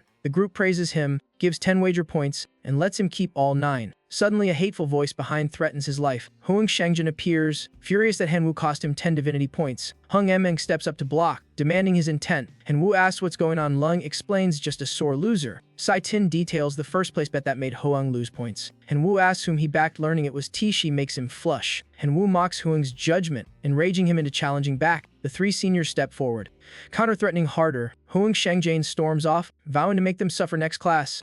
Hung Mung apologizes for dragging Hanwu into trouble and says protection may be tough. Hanwu reassures them, saying he's used to threats and wants to go train. The 3 promise to support him anytime. Scene shifts to a palace where a demigod seeks audience with Shun Wang. Zheng Zheng reports a lead on the Shanghai ruins. Before he finishes, Shun Wang jumps up, urging him to speak. He presents a box with locust remains. Suspecting Hanwu's link, Shun Wang asks more and hears Hanwu as a student. He grows furious, rejecting that a teen with divinity could break ruins. Zheng Zheng trembles, insisting he found solid evidence. He cites Oratrade records and Divinorum login logs. Shun Wang coldly warns against false reporting. Then he tosses the reward and orders him to withdraw. Afterward, Shun Wang commands tracing Hanwu's signal to verify the theft. His eyes flare with killing intent, vowing to reduce Hanwu to dust if true. Cutscene. Hanwu suddenly sneezes loudly. He guesses someone mentioned him and resolves to prepare for a level up before next class. He takes the Emerald Heavy Bloom, reviewing its seed cycle effects tied to plant level. He chooses a level 6 seed, glad it can produce the superior Shadowdom Vine. Seeing the 3 Godslayers, he plans to forge them into boosters for his Locust commander. While plotting, his phone rings, startling him. Seeing Lianu calling, he answers and hears bad news. She says the zombie realm belonged to Teacher XD, and he identified Han Wu as the one who broke its coordinates. He fears expulsion, but she reassures him XD only wants a duel. Hearing Shell referee, he relaxes. She even teases him to go all out. Ending the call, he lies down, deciding to fight tomorrow. Next day at the National Arena, preparations are complete. On the field, Hanwu radiates energy as Hung Eming cheers. Lunina brings Teacher XV and tells Hanwu to greet respectfully. Teacher XU declares hell use only 1 million clan units. No divine arts. Hanwu replies seriously and confidently. Line-In activates the system, announcing a twin mountain terrain. The environment shifts per battlefield config. Teacher XD opens a summon gate and calls his clan forth. A massive mech army steps out. It is the Zhurian battalion. Hom freezes at their overwhelming aura. Sai Tin explains Zhuran are a rare subraceborn with supreme intellect and huge potential. Hung Eming panics, urging surrender to live and avenge later. Xihai hears and yells for silence. Annoyed, thinking Hanwu's scared, he asks why he hasn't summoned. Hanwu says he will. Hanwu opens multiple summon gates. His locust swarm floods out like a broken hive. Xia is horrified by the colossal number of extraordinary life forms. Then he freezes seeing a locust lord appear. Next, the flesh demon lord leads its squad. Sweat pours as he sees the soft demon clan also at lord rank. Then comes the sword lost clan. The nation soldier brood emerges, making him pale. 5 lords plus a hero unit formation. Even teachers struggle to gather. Hung Eming reels, realizing he never had a chance against Hanwu. Yileng says at Imperial Capital Academy hell grow even more. all three seniors cheer him to show true power. Back to battle, Hanwoo orders the Abyssal Locust Shadow Corps to charge. The Sky Demon Locusts fire volleys of black spikes. The Jiren advance and combine palms to form a golden light screen. A sturdy barrier forms, blocking all attacks. Hanwoo is stunned by their defense. The Jiren counter with a barrage of fireballs. Hanwoo pulls the Nightshell Turtles back and the Fragment Wall squad forward. Fragment Wall units raise shields, absorbing every fireball. But X sneers that such defense won't withstand Jiren might. He orders them to focus energy and create a massive power sphere. Hanwoo winces, comparing it to overpowered Annie moves. Once charged, Axie launches the Annihilation Sphere to pierce everything, knowing he must break the barrier. Hanwoo summons the Goat Hammer. The Flesh Demon Lord charges with its giant hammer. It slams the light layer with full force. Golden sparks scatter everywhere. Cracks spread across the barrier. Seeing the chance, he orders an all-out Locust assault. With no barrier, the swarm tears into the Jiren ranks. The three seniors brighten, thinking Hanwoo can truly win, but XD stays calm, saying the battle has only begun. The Locusts continue their fierce encirclement. Hanwoo calculates that numbers are high but firepower low, taking down a few Jiren will shift momentum, his eyes flashing as he prepares a counterstrike. He orders the Nation Soldier Lord to lead a breakthrough charge. The Jiren fire lasers, blowing Locusts apart like fireworks. He reels at their overwhelming firepower and the few enemies downed. He calls the mutation source, but it withdraws to avoid exposure. Angered, he screams for it, but it's gone. Stunned, he reassures the Nation Soldier to do its best. On the field, the Nation Soldier and the Boneless One rush into melee. The Boneless One summons a giant skeletal fighter. It roars that it's time to act. The Nation Soldier revives fallen Jiren into Bone Warriors, but the Bone Warriors explode instantly, creating fairy blasts. Axie remarks the undead race was once a historical nightmare, but he notes modern counters have made them trivial. Hanwoo analyzes the near-total neutralization of his formation. Swordpeak and Oxdemon still fight wildly. Their strikes shatter enemy limbs. They crush each Jiren with raw strength, but the closing encirclement shows hell burn out if he keeps brawling. He deploys the Dark Emperor Locust. It draws a bow and fires a jet black arrow. The arrow cuts through light rings like slicing dimensions, then splits into thousands of corrosive, binding arrows raining down.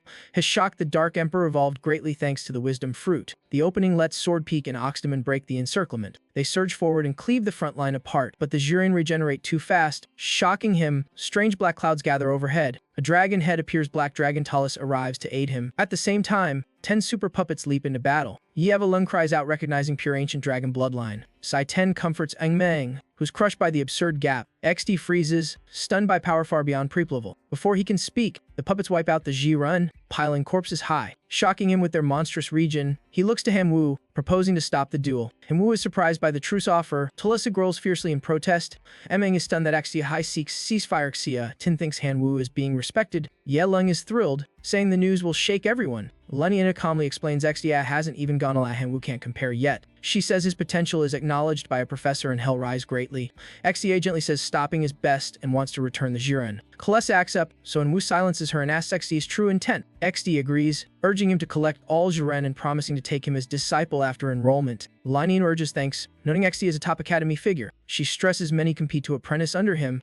Hanwoo mentally estimates the queue and asks the number. Lin says with low admissions, even 1,000 is huge. He bows and requests apprenticeship at once. XE cheerfully agrees to support him but says formal rights await enrollment. He sets requirements, reach perfect demigod realm and max out divinity. He adds a task to obtain clues of death power from Death God himself. Friends rush down to congratulate him. Xie warns to keep everything secret, especially from teachers. He gives 3 gold cards, stunning the group. The 3 swear total silence. Lua is exasperated by their recklessness. Calm day passes. Ten Sheng nervously asks for personal help. She reveals being forced into an interclan marriage, angering Hanwoo, who asks if her parents approve. She is saddened that her weak parents cannot defy the clan's true god. When he asks whom she'll marry, she admits she was switched to Z-Gang, and Wu vows to help and promises his all, moving her to gratitude. He jokes about their childhood pairing to ease the tension. She blushes and lightly taps his cheek, making him yelp. He laughs and assures her they'll refuse the marriage together. She smiles softly in agreement. 3 days later, they arrive at the Kuhn estate. He is stunned by its scale. She says it equals a megacity. A black-clad man greets them, saying her parents await at the old house. She greets politely and introduces Hanwoo. The steward warmly invites them in. The 3 speed off rapidly. Her anxiety grows heavier. He places a reassuring hand, vowing protection at all costs. The vehicle stops before the main residence. Inside, 2 elder factions argue over duty and profit of the marriage pact. Their quarrel digs into marrying off a daughter to save resources. He resents treating children like trade goods. She bursts in, shouting her rejection of the marriage. The redrobed elder scolds her and orders her taken away. Citing clan duty, her father blocks them, daring anyone to touch his daughter. The redrobed elder blames him for overindulgence. Her father retorts, vowing to protect her future from being crushed. Another elder stresses she's not yet half divine and won't reach true god soon. He warns that losing a true god will doom the clan to being devoured. Hanwoo asks privately why the steward says their sole true god is jailed awaiting judgment,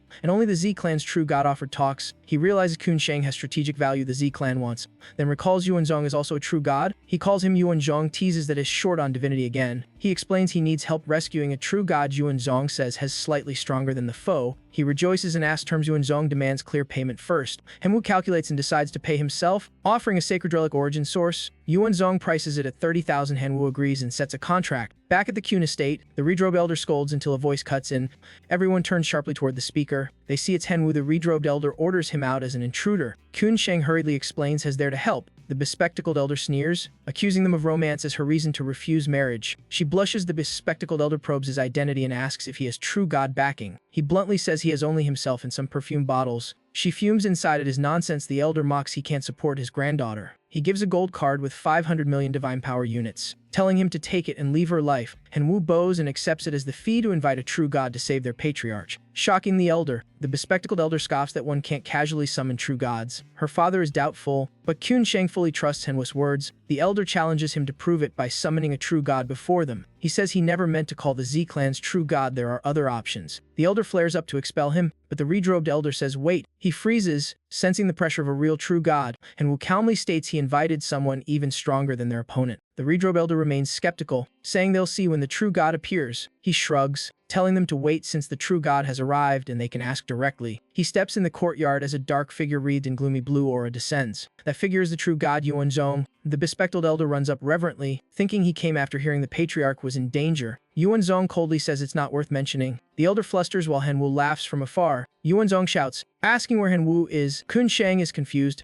half doubting her friend truly summoned a true god. Two elders blanch. Shocked the boy has such connections, he nervously admits he is the summoner. Yuan Zhong thinks in surprise, amazed he befriended a teenager. Hanwoo shows the sacred relic as proof. Yuan Zhong pats his shoulder, noting his too young. Hanwoo says he doesn't look older either. Yuan Zhong asks if that crowd is his kin. He bluntly denies any relation. The bespectacled elder urges Kun Shang's father to ask him to help the clan. Elders collectively plead for the patriarch's sake. They all look at Kun Shang, then at her father. Her father tells her to seize the chance. Hanwoo is great backing. She blushes and denies any romance. Her father laughs, saying it's only a matter of time, and tells her to go speak. She calls him, but has still talking with Yuan Zhong. He turns back, announcing good news: the true god will rescue immediately and needs files. She asks in shock about the fee. He just smiles reassuringly. He cuts her off, saying not to worry. She realizes he covered the shortfall and feels shy. Yuan Zhong reminds about payment. The bespectacled elder hastily hands over the dossier. With procedures done, Yuan Zhong takes off and Hanwoo waves him goodbye. The elders instantly change tone, warmly inviting Hanwoo to rest and dine. He pulls Kun Shang close, saying she's the one who suffered and he owes her. Seeing this, her father laughs loudly. Accepting him as future son-in-law, she reddens to her ears. 2 days later at the Imperial Capital Academy, Xiai Tai angrily searches the school for their whereabouts. He fumes after losing their trail for 2 days and guesses they returned to the Kun clan. At the Z clan, he tells his grandfather Kun Shang and Hanwoo went home, slighting them. His grandfather scowls, furious the future granddaughter-in-law is close to another,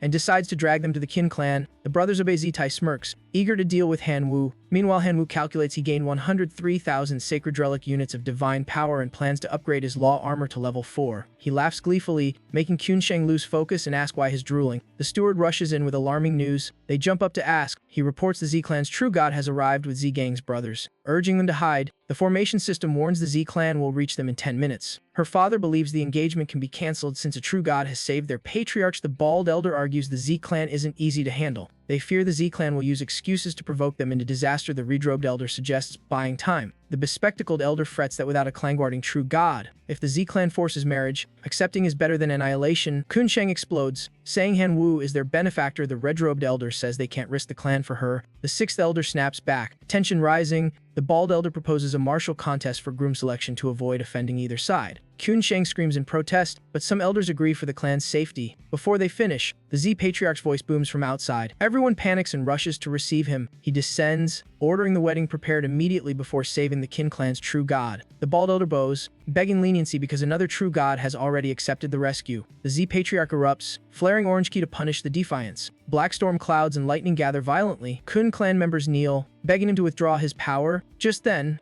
Henwu and Kun Shang rush and she shouts for him to stop. Zi points, accusing Z Gang of threatening Henwu's life. The Z Patriarch says if she marries his grandson, the clan will be spared. She snaps back, rejecting the marriage and scorning the absurd demand. The bald elder kneels, begging mercy and promising their patriarch will discipline her when he returns. The third elder urges her father to persuade her to avoid injuring a true god. The Z Patriarch glares at Henwu, demanding an explanation. He calmly replies he owes the Z clan none. Zi Tai clamors about disrespect. Henwu mocks the patriarch for being petty. Z Gang warns him to leave or be seen as provoking them. Henwu laughs, deliberately angering them, declaring he won't retreat. Z Gang ignites Red Kai and lunges to kill him. Kun Shang tries to intervene, but the patriarch stops her, calling it the Z clan's honored duel. He shoves Henwu into his own god domain. He follows in, mocking the domain's primitive level. He summons an armored legion via his metal-shaping power. Henwu notes they are stronger than Z Tai's Iron Men. Z Gang orders the slaughter of all foreign creatures. Henwu summons his Locust army to confront them. The two sides clash brutally. Locust archers fire but are rushed by steel armor troops. A spear-wielding Locust warrior leaps in to assist. Another kicks an enemy flying.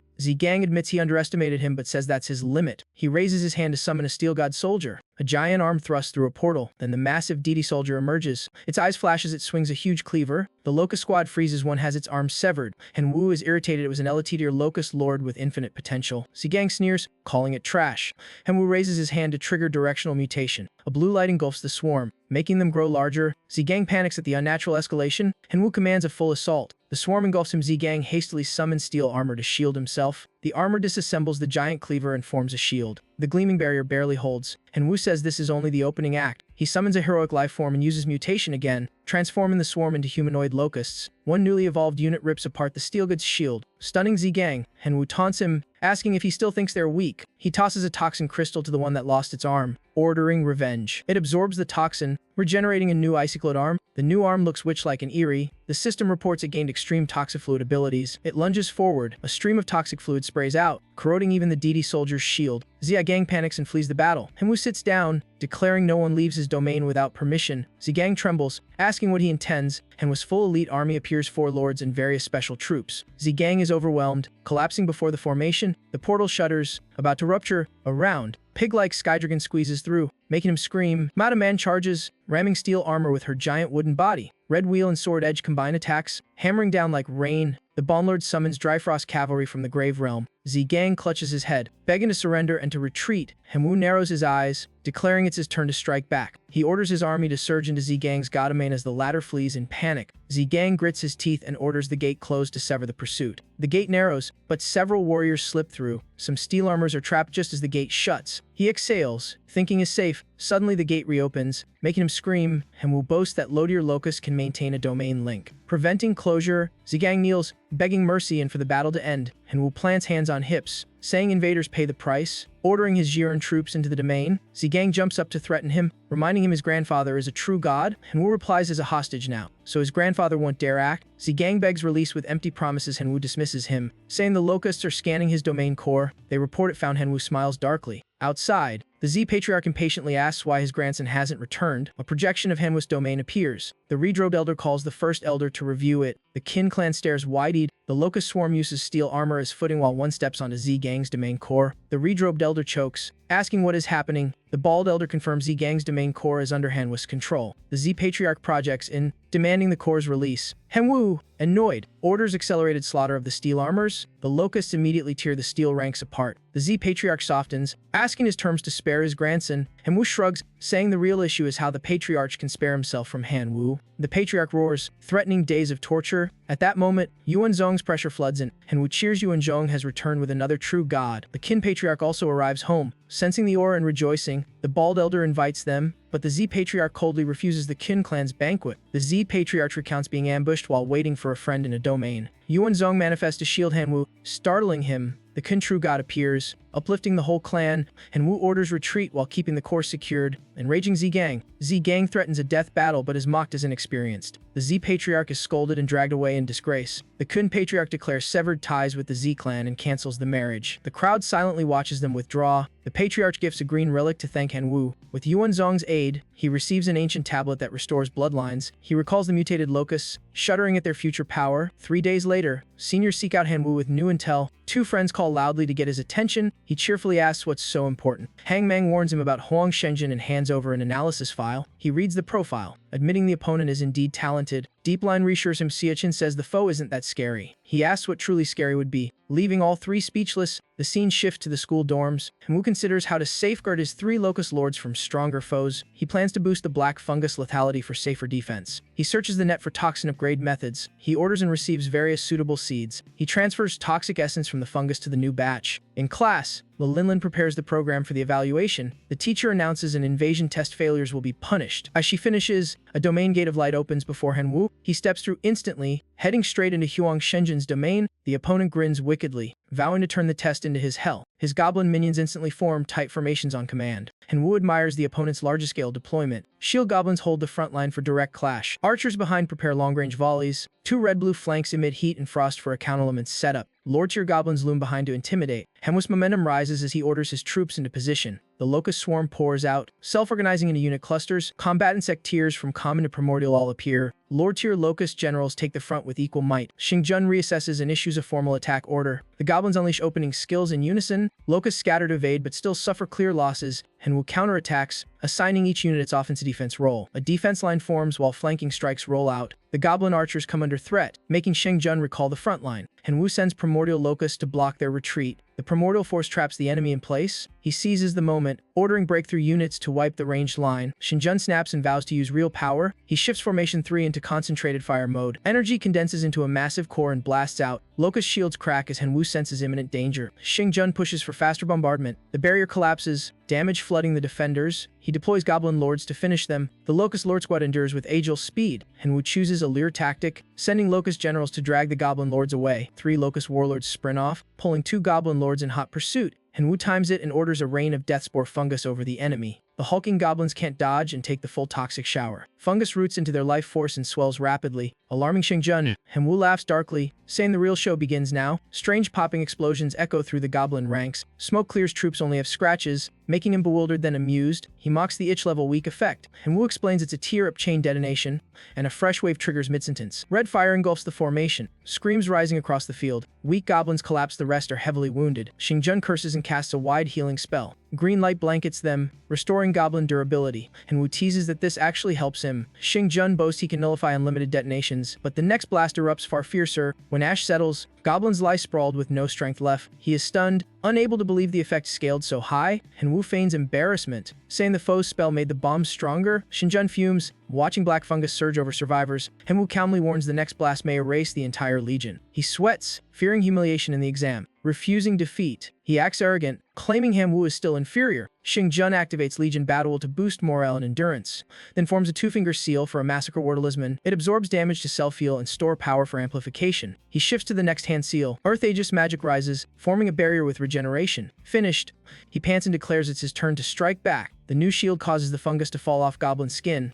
Hanwoo is stunned that his ultimate technique was fully countered. Goblin Lord raises his sword, chanting blessings to spur counterslaughter. The Goblin Horde surges forward like a blazing flood. Out of options, Hanwoo orders his troops to fight to the death. Outside, the faculty quietly observe the trial battle. Lena breaks the silence, asking for overall evaluations. The white-robed teacher says Qin Shang's Thundergold lifeform meets Taupe Academy standards. The gold-glassed instructor praises Z-Tai's iron armor, noting his clan aptitude. The brown-robed teacher says Sun Canyon's lakefolk suit logistics rolls well. Lena asks directly for their evaluation of Hanwoo. They fall silent, reviewing his battle screen. The gold-glassed instructor concludes it's a typical failure due to lacking power, but the white-robed teacher disagrees, pointing out Xingjun was forced to go all out. Lena notes Hanwoo still held back 5 strong species and proposes priority points. The room unanimously approves the proposal. Meanwhile, Shang Jun urges goblins to finish the Locust generals. The sky darkens and flashes, signaling the battle's time limit. Seconds later, light returns and the examined notice sounds. Shang Jun is frustrated, tallying heavy losses despite not being defeated. Back in class, Lena announces that failures face expulsion. The priority list is red. Han Wu grows anxious not hearing his name. He worries he may be expelled, while Zietai mocks him. Kun Sheng reassures him Zietai keeps sneering at his failure. Suddenly, Lena calls Han Wu's name, stunning Zietai. He quickly asks to speak, and she allows the question. He glares at Han Wu, demanding why a loser gets priority. Lena replies plainly that though he lost, his performance earned full faculty approval. She smiles with pressure, making Zietai pale and rush to apologize. She declares the 6 priority students will prepare for tomorrow's Outer Realm mission. She slams the desk, shattering it with overwhelming strength. The class recoils in awe, silently praising her as a battle goddess. Zii stands, threatening Han Wu to wait and see in the Outer Realm. Sun Canyon whispers that Zietai is allied with Huang Shengjin. He struts off, bragging he'll meet a wealthy senior, wishing Han Wu luck. Kun Sheng shows jealousy. Han Wu teases her about freeloading, easing her mood. Just then, Xiaqin calls the group out for tea. Outside, Xiaqin provides data on 3 Outer Realm civilizations suitable for rookies. Deepling gives 3 brocade pouches with intel and aids, warning to open only at the site. Han Wu grips the pouch,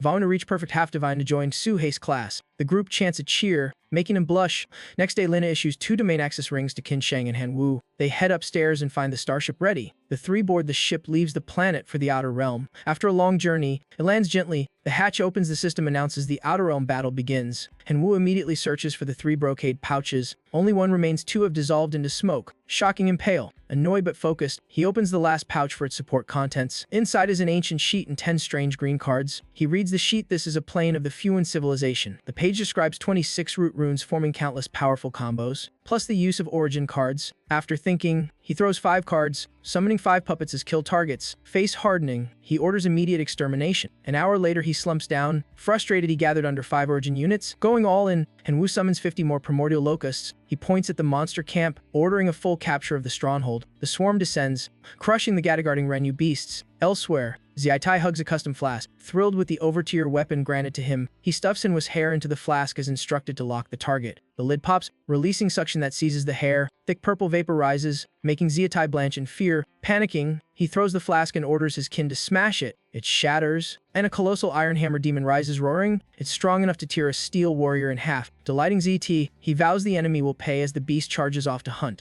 Han Wu has just wiped the Renyu camp, gaining 10 origin units, seeing his human form too risky. He triggers Black Dragon Shift and summons 5 more Xiaokang. Suddenly, the ground quakes as a giant white wolf beast appears. Han Wu orders the puppets to rush in and hold it. Their clash booms like thunder against the earth. At the Wolf King's den, he rummages loot and finds a strange item. Opening it, he discovers a complete sentence rune. Setting surprise aside, he lays out all runes he gathered to study offense and defense boosts. Smiling, he activates the sentence rune to brand himself. New power floods him, but the system reports troop loss. Startled, he looks outside the den, sensing trouble. Without delay, he shifts to Black Dragon and darts out. At the scene, a white Cataman is shredding a Xiaokang before another puppet. It slashes with blade-like claws, killing another. He identifies it as a Cataman Lord and orders counterattack. The puppets charge together but are toyed with. Another swipe drops more units. Yek Xiaokang recovers stubbornly, even under cuts. Seeing momentum shift, the Cataman growls, eyes turning cold. It suddenly dashes straight for Han Wu. Angered, black Kai erupts around him as he prepares to strike back. As it reaches range, he lands a sky-cracking punch, blasting it away. The system reports the Cataman Lord slain, awarding 2 Planirgen units. He laughs with delight, planning to use them to summon more tiny skeletons for upgrades. After 3 days of scouting, locusts detect a cave with a life force vein. He raises his hand, ordering a full assault toward it. Near the cave entrance, he scents lingering human odor. Advancing cautiously, is hit by a wave of heat. He shields his face, baffled by the sudden temperature spike. From the darkness, a fiery lion leaps at him. He shifts to Black Dragon form, taunting it to charge, but the beast halts abruptly, stomping dust upward. Its face twists as a girl behind it yanks its tail. She scolds it harshly, pulling harder as it roars warningly. Seeing her, Han Wu guesses she is Niu Fang, but she only shouts for him to leave her territory. He refuses, saying no matter who owns the land, he'll try taking it. Niu Fang flares, tossing the lion aside and lunging at him. Han Wu activates the Deathwood fusion with Ghost Shadow Lantern. Green Kai erupts, vines spraying out to weave a Lyphian death trap. stunned by the bizarre technique. New Fang gapes as he coldly declares it a killing move. His closer-range strike made him fade like a shadow. She faltered, unable to track his shift. He appeared behind her, sliced her shoulder armor, and warned it'd kill her if she repeated it. She froze, sweating in terror. She yielded the target, but he refused and demanded the whole or vein. She agreed and proposed cooperation, but he summoned his clan to mine it instead. Suddenly, a flash of gloomy thunder energy blocked the cave. Both jolted, confirming neither side caused it. A massive steel boot stepped out of the dark. It was an Iron Sister demon holding a skull and screaming vengeance. It charged, swinging a hammer-like hand to crush him. He invoked Golden Dragon Herb Fusion, forming a golden dragon head. Dragon Breath blasted forth as a powerful beam, but it swatted away and unleashed a rust metal storm. He slipped through with footwork to dodge completely. She cast a grand fireball to halt it. Seeing fire effective, he summoned the Battle God card of Luan Duo. The Battle God appeared wielding a heavy mace. He pointed at the target, ordering its destruction. The Battle God roared, ready to judge with the hammer. Purple force erupted, summoning a swarm of fierce dragons. The monster fired rust blades, but the Battle God stood firm. One mace swing cleared the metallic rain. The dragon swarm struck, forcing rust blades back into the monster. It wailed, but the Battle God leapt in and delivered a fatal blow. The whole area shook from the violent blast. He shouted encouragement, urging more strikes. The mace pounded repeatedly, explosions non-stop. He pretended fear while grinning with delight. The monster was crushed flat, trembling and not resisting. He recognized it as Guy and knew releasing it meant future revenge. He chose to end its soul despite its pleas to live as a slave. He pretended doubt, forcing it to confess fault before agreeing. He stood and wrote a master-servant pact, stating both names. While writing, he secretly smiled as she gasped at his cunning. The pact completed, green energy bound the monster in servitude. He asked its abilities. It explained rust form and metal corrosion. He mocked its clear weakness since fire could easily burn it. Panicked, it offered to transform into a weapon to compensate. It turned into a massive blade on the spot. He lifted it excitedly, seeing it as a power boost and ascension tool. Days later, events unfolded deep in the forest. A soldier witnessed a horrifying scene and muttered in dread. Before him stood 500,000 undead troops, draining his color. Sunset fell over a luxurious mansion. The Throniziter jumped up upon hearing the undead army alarm. A soldier knelt, reporting the army was only dozens of miles away. The city lord instantly grasped the threat. Heavy with imbalance of forces, he wiped sweat and ordered an urgent plea for reinforcements. Next day came news of 350,000 reinforcements and clerics arriving. From the battlements, he rallied troops for a death battle defense. The formations answered loud, vowing to protect the land. Commanders pushed the army out to wipe the undead legion. Elsewhere, he rested by a tree when scout insects reported 350,000 human troops incoming. Hearing it, he jumped up thrilled, treating it as a hunting opportunity. He bragged about the intel and invited her to join, but she refused, saying not to use her. He slipped into the grass to observe the battle lines from afar. She suddenly appeared behind him, claiming she acted on her own. Not to help him, he teased and patted her head, but she shoved him off, annoyed. Dust rose as the dense human army advanced like a sandstorm. With enemies in range, he jumped up and ordered the skeleton squad to ambush. The skeletons burst from the bushes, closing a ring around the foes. Human soldiers raised shields. Trembling, some wishing to flee home, the skeleton horde swarmed in like giant insects. The two sides clashed in brutal slaughter. Dry corpses sprouted from human soldiers as new summons, worsening their panic. The enemy general, seeing the collapse, ordered the purifier clerics to cleanse. The clerics chanted together, spreading divine light across the field. The radiance burned each bone trooper to ashes. He jolted, deciding the cleric group must die first. She transformed and blitzed toward the target zone. He dragon-shaped, growling softly, refusing to fall behind. She wiped out a cluster of clerics in an instant. He followed and finished the remaining ones with his sword. With danger gone, they stood back to back, and he ordered a full assault. The skeleton army surged like a wild tide, trampling humans into retreat. A soldier fled to the city to report the disaster. Pale-faced, the city lord saw the ruin outside, lamented, and hopelessly ordered evacuation. After taking the city, he complained of losses while she celebrated like striking gold. He scolded her greed, then divided the runes as spoils. The rune list appeared. He called them Lodier and left them for underlings. While she picked the fire one, she activated it, glowing red. Boasting she neared the monarch realm, he laughed at himself. Seeing her excitement, he felt relieved. She looked at him without resentment, smiling and calling him a cute fool inside. The scene cut to a cold, dark hall. A working paled, asking to confirm the grim news. A soldier knelt, confirming 4 cities had fallen. Undead numbers near 10 million. The human king summoned the church and 3 allied nations. At parliament, leaders of all races agreed to unite against the catastrophe. With consensus reached, the human king declared an alliance to destroy the undead legion. In another room, a couple cuddled as the girl said her father planned a Fornashanan Church alliance to fight the Bone Swarm. Hearing it, he widened his eyes in shock. He smirked, guessing only Hanwoo could trigger a crisis forcing four nations to unite. He calculated that this diplomatic romance finally revealed clues to ascend. He recalled that to reach demigod rank outside the realm, one must own a special grade rune even royals lacked. He planned to join Hanwoo to seize such a rune, so he resolved to safeguard him from the alliance. The green-haired girl nudged him, scolding his distraction. He snapped back, flattering that even a queen couldn't compare to her. He quietly rejoiced, confident in charming women his specialty. Thinking so, he pulled her onto the seat, letting her playfully scold him. At Hanwoo's base, news of the four-sided coalition shocked the subordinates. She patted shoulders to calm them, but he knew his skeletons couldn't handle regular armies. He pondered hard, feeling this crisis truly troublesome. The mutation source appeared, boasting it had a plan but demanded divine point payment. Annoyed, he forced it to reveal the plan first. It only hinted at a rune that could induce mutation. He reluctantly handed over divine points, face twisted. It whispered all tricks and plans into his ear. Hearing them, he grinned smugly. She noticed and asked if it found a countermeasure. He gave a sly look, telling her to wait for the show. Soon the sky darkened with insects, throwing humans into chaotic fighting. Humans quickly wiped out the locusts and cheered, but the insect corpses emitted black gas that clung to soldiers. Infected spots sprouted strange fungal patches. Soldiers panicked and tried to peel them off, but black gas kept pouring in. Seeing the chaos, he summoned more skeletons. Human soldiers paled at the rising bone figures. After prolonged clash and collapse, he stepped out boasting victory via fungal toxin. He explained that deathspore seeds could turn into a supervirus via rune amplification. He raised a mushroom, saying it was a mid-tier plague rune turning hosts into spreaders. He bared his teeth and ordered the extermination of remnants. The plague-bearing skeletons stormed forth, crushing 10 cities in 3 days and spawning 5 new undead generals. In the royal palace, lamentations rose as the nation neared doom. The king proposed a truce and negotiations to survive. All agreed but were stuck not knowing the undead leader's identity. Then the princess and Sun Kingyun entered. He volunteered for diplomacy. A wolf tribe envoy objected,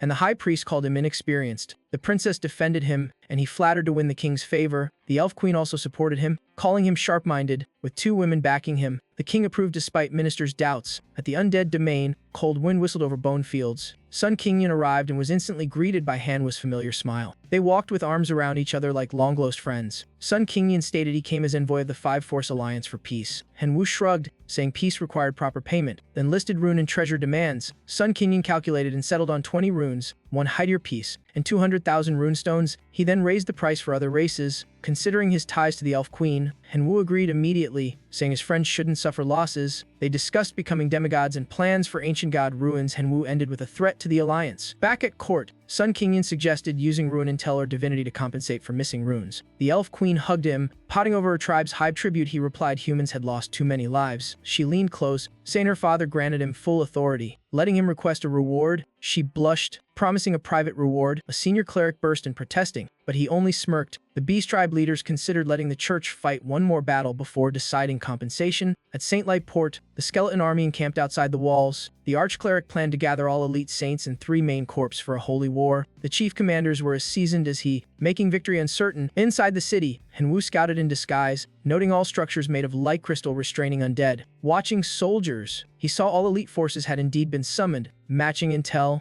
he shivered slightly, sensing the enemy scheme was dangerous. Calculating tactics, he knew he must sow internal chaos instead of attacking head-on. Remembering a method, he pulled out a purple object from his robe. Without hesitation, he swallowed it. His body sprouted vines as his power surged. He gripped a branch to test his new strength. Using Guiyingshan Ghost Shade Flash, he sent a white slash cleaving the branch. Seeing tiny sprouts on his hand, he nodded the unexpected boost. He extended vines to strike, planning to toy with the saints. The opponents panicked at the abnormal vine entity. Hanwoo revealed himself and drew his sword. He dashed in with speed too fast to react to. A light slash infused a victim's arm with erupting evil ki.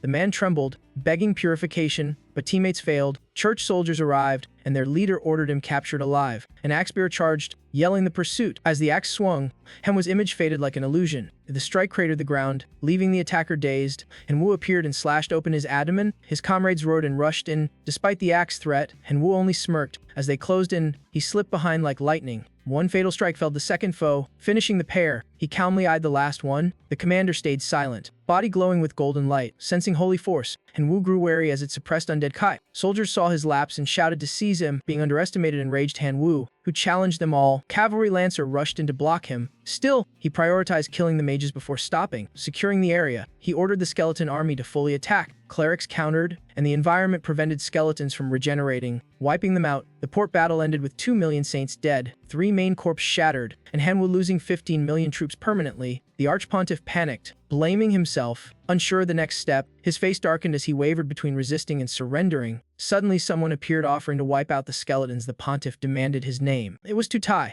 Henwu's most hated foe, near Xiang City. Mages hurried to treat the wounded. Guards shouted that skeletons were approaching again. From afar, Henwu observed and ordered a frontal assault. The skeletons smashed obstacles and charged without pause. The pontiff personally appeared. Arrogant, denouncing the undead, he warned them to withdraw or face divine judgment. The skeletons kept advancing. The sky thundered as he summoned a hololite star and a punitive saint army. Instantly, ironclad warriors marched forth. Henwu was stunned to see the armored troops deployed. He gritted his teeth. Realizing the pontiff and Tutai had allied, the pontiff watched coldly. Taking no further action, the iron warriors quickly crushed the skeletons with superior force. Mages attacked in unison, shouting vengeance and praising their deity. Henwu refused collapse, summoned a relic, and called forth a giant bone titan. A sky array drew bone matter from underground. A colossal skeleton formed and instantly smashed the iron troops. Tutai countered by merging the armored units into one entity. The massive metal form advanced, overwhelming the weaker bone titan. Seeing victory close, the pontiff told Tutai to release more metal troops, promising unlimited essence. Tutai agreed immediately, summoning countless iron warriors. Earlier he had offered anti-skeleton power in exchange for essence. Making the pontiff doubtful, Tutai confidently allowed a trial, assuring Henwu would attack tomorrow. Now the skeletons were fully suppressed by church forces. Seeing the disadvantage, Henwu chose to retreat and rethink. Regretfully, he ordered a full withdrawal. Once safe, he met Nu Fang. Hearing the city was filled with iron troops, Henwu gritted his teeth, furious at Tutai's obstruction. Nu Fang reminded him the beast tribes now flattered the church. Henwu sneered. Planning to punish them too, a skeleton ran in reporting a human envoy requesting audience. Henwu allowed it, suspecting they sought advantage. Sun Qingyan conveyed the king's acceptance of all reparations if war stayed off human soil. He then asked how Henwu planned to handle the church. Henwu said it let the pontiff gloat for days, then purge the flatterers. Qingyan said it scout the ancient god ruin before returning to help. After hearing this, Henwu marched the skeletons to attack the Wolf Kingdom for 5 days and nights. Lacking counters to revival and death spore virus, the Wolfmen were crushed. All 12 million elites were turned into skeleton soldiers and the nation collapsed. Seeing this, the fish heads surrendered. Henwu demanded double tribute, and they accepted in regret. After collecting spoils, Henwu filtered rare charms since he couldn't carry all. After choosing, he activated the needed runes. 4 sigils registered Tyrant Force, doubling Berserk skills, power rising by kill count, reticence boosting all damage, and nature speech enabling talk with all beings. His body flared purple with lightning. Excited, he prepared to return to Lightport for revenge. Nearby, he summoned skeletons and lined them up neatly. With blade-cold eyes, he vowed to deal with Tutai. He and Sun Qingyan entered the ruined city and halted the troops. Qingyan was horrified that no living soul remained. Henwu inspected crushed corpses, both concluding the iron troops did it. A distant groan warned the skeletons. He focused on the sound source. They found the pontiff dying in a pool of blood. Henwu knelt to ask Tutai's whereabouts. The old man whispered with fading breath. He admitted Tutai stole all essence and slaughtered the church. Qingyan scolded him for bringing doom on himself. The pontiff exhaled his last, body growing cold.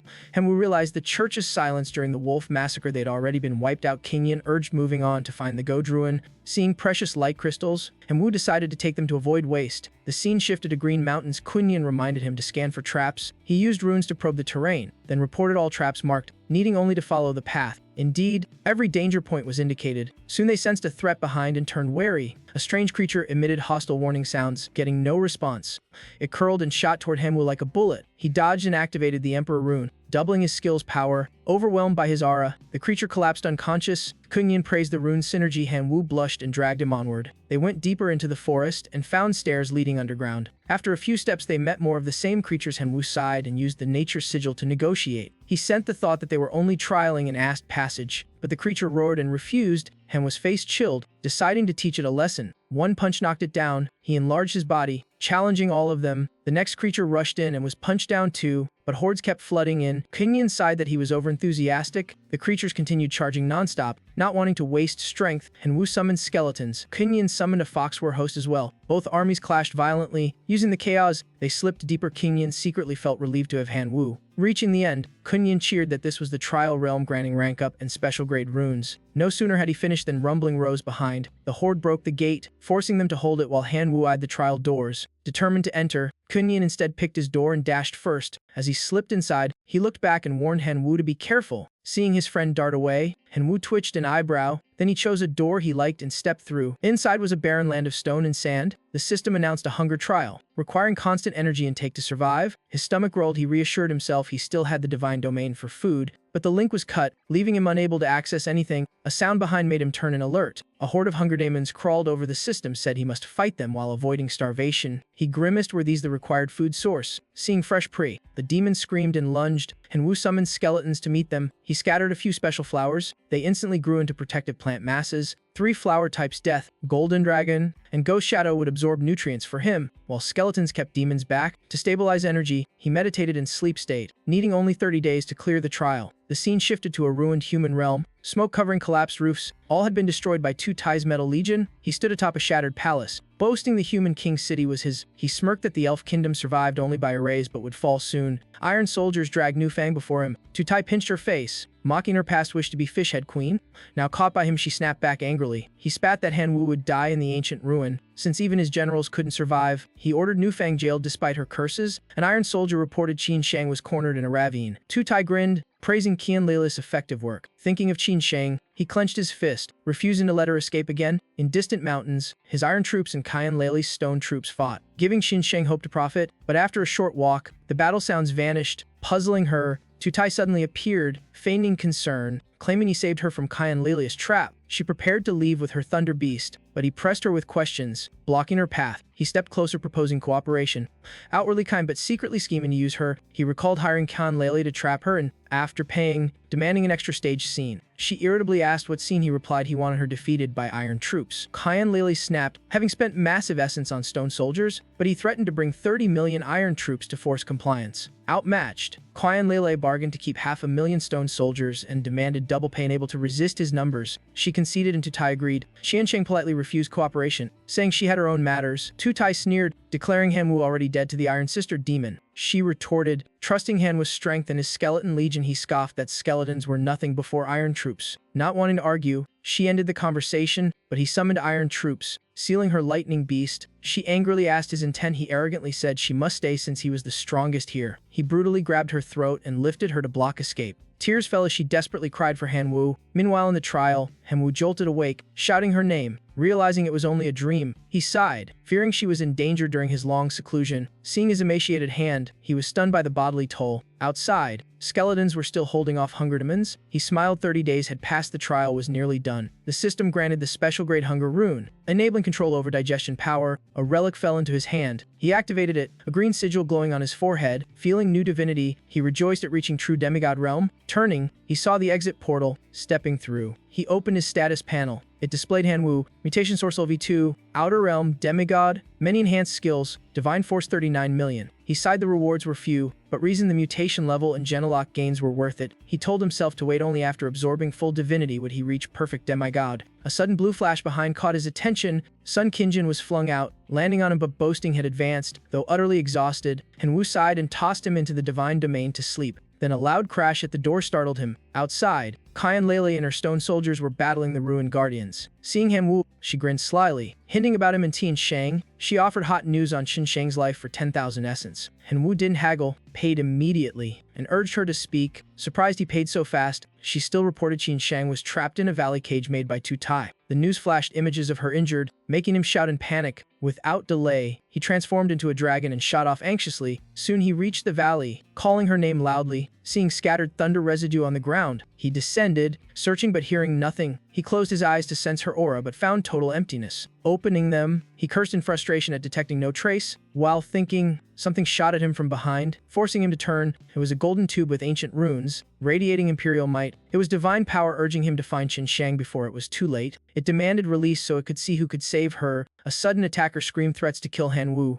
Shocked he wasn't dead, the divine power complained of hunger and wondered if he had washed any pans. He boasts that now you've become a demigod, your demon form is reverse-controlled by him, and you'll soon suffer. Kun Sheng's voice rings out, confirming she's fine. With Tuti dead, his clan lost linkage and can't control anything anymore. She thanks him, asks if he really advanced, and discusses gathering origin essence for his future upgrade. Mentioning a mine, they plan to use a disassembler to extract star metal, and Wu points out origin essence right ahead, telling her to wait and avoid reckless acts. She cries to the heavens from the painful bite and yells about the weird teamwork. They plan to stay 10 days to gather origin essence she wants him to heal before heading to the relic. Sun wakes up dazed, gets scolded for showing up wrong time, and is told his Jade princess is dead. He goes mad because Tutai destroyed his whole state cult, vowing to save the spirit king he once bonded with. The group argues his lust-driven and worries Han Wu may be blamed by Zila after Tutai's death and punished by the academy. Someone calls Han Wu and Kun Sheng back to school for urgent matters, assuring them it's fine. Someone wants Han Wu seized to pay for their child's death. Though weak, Kun Sheng stops him from rushing, yet he insists on trying the trial to reach his dream of demigodhood, promising to return and go back with her. Someone is assigned to guard her. A month passes with her still inside the trial, worrying everyone she's in danger. Han Wu rushes over, but the gate is sealed past challengers cannot re-enter. Three Tears Emperor, Radiant, and Star Crimson are manifesting. He calms down, sensing which trial path holds Kun Sheng's strongest aura. Finding her safe, she proudly says she advanced, her energy near the Life King threshold. They receive an urgent summons for Han Wu. She asks to join. An order is issued to arrest Han Wu immediately. Truth comes out, Tutai tried to violate her, so Han Wu acted. Her memories prove it. Superiors are shocked and send them out temporarily. Han Wu is suspended for using excessive force while rescuing her. He accepts, using the break to absorb divinity in advance. 10 days later, he completes absorption, meeting requirements to request perfect demigod ascension. Divine Radiance approves, granting world-shipping power and nurturing a god main signs of success. From now on, even without Dragon Shift, he reaches Life King level. Status shows Han Wu carries a mutation source, Soul Heaven Chosen, with many god powers and a newly awakened Rebel God class plus Soul of Our Eyes. Skills like Shadowbend, Dragon Shift, Plant Fusion, and Emperor's Overbearing Aura can all merge. The new combo forms Black Dragon Shift with overwhelming power. Seeing fusion works, he tests it on the Devar clan. His strength surges to hero tier, enough to slay strong monster clans, but drains divine power heavily. Firestars sell well, giving him stable yearly divine power income and trades for divinity. Outside the academy, a true god suspects Han Wu is the thief of the God King's relic and seeks to infiltrate the school. Someone curses the academy for shielding him and vows not to spare him. Another offers to hire the two to target Han Wu together. An outsider warns them their harassment is baseless since Tuti's death is cleared. The true god becomes even more certain Han Wu is the God King's target and just needs to lure him out. The school immediately expels the troublemakers, insisting Han Wu must not die unjustly. After being let in, the true god says to leave Han Wu to him and tells the other two not to interfere. The teacher reassures Han Wu he was right to defend himself. The troublemakers can't threaten him. What matters is training spirit sense and preparing for exams or hell be expelled. She gives him a pass to the outer battlefield and advises training. He promises not to disappoint. Is excited and sets a meeting on the battlefield. With 2 tickets, going alone is wasteful, so he plans to invite someone. He asks Teacher Qian to team up. The teacher is shocked as a demigod and agrees. Meeting tomorrow at the teleport station. Back home, packs and chooses sacred items. He pulls out a list of Varlo Relic, Firepoint Stone, Clone Tome, Thunderfire Bomb. The trip will last months. He thinks Kun Sheng is also in seclusion absorbing divinity. He unexpectedly meets her. She came to say goodbye, fearing she'd miss him tomorrow. He invites her for a walk. She says she won't enter seclusion until tomorrow, so she didn't miss the farewell. The ancient battlefield is dangerous and she asks if he's ready. She gives a level 4 sacred item, the Nether Seal, letting Core Devarklan shift into soul form when dying. He realizes it's perfect for his soul-eating power and thanks her. She tells him to handle things alone because she can't join this time. He's glad she didn't refuse and vows to return safely. Teacher Xin arrives early from insomnia and urges departure. Entering the ancient battlefield, they get a tent tattered outside but a full pocket realm inside. He finds the tent hides radar and opens a summon arena, but its unit limit ruins his swarm tactics. The teacher says to review the system first. The system allows the lowest arena tier 0.5 Kamiya, with summon caps by rank locusts or bone soldiers only at max quantity, and only core Devarklan inside the tent control. Outside losses must be replenished. The field yields god class shards for fusion or tent upgrades. He resolves to farm many shards to upgrade the tent fast. Teacher Qian explains shards are formed by wandering gods and must be taken by defeating them. Gods rank by aura color: white weakest, dropping tier 1 shards. Blue tier 2. Red is strongest, dropping tier 5 shards. He spots a bright Waitara god and sends out the Dark Emperor to test it. They defeat it and collect 8 tier 1 shards. Not bad. The teacher confirms they're shards of the Armored Knight god class. Full set unlocks useful arts and trades well. He praises Hamwa's choice of partner. Locust Swarm detects new targets though low tier. The teacher wants to leave, but Han Wu insists on wiping them out since scraps are still meat. After killing over 10 gods, they get only 30 shards, including 1 tier 2 too slow. The Dark Emperor reports 2 stalkers, and Han Wu warns any robbers stalkers will be punished. The stalkers plan to wait until the two rookies fatten up, then rob them clean. The teacher suggests returning to process shards, but Henwu says all is under control and the Dark Emperor is tailing the stalkers, so the teacher lets him lead on. They find a purpler god that can drop tier 3 god-class shards. They decide to attack together to raise their win rate. The teacher notes it just wiped many Domain Lord Dvorklands and is a wind expert, but his rabbit folk can stall it. Henwu proposes a war of attrition with clones and self-detonating thunderfire bombs. The teacher says that's too slow and asks for another plan. He chooses a direct assault and charges in. They obtain a large tier 3 shard. The distant stalkers fear his strength,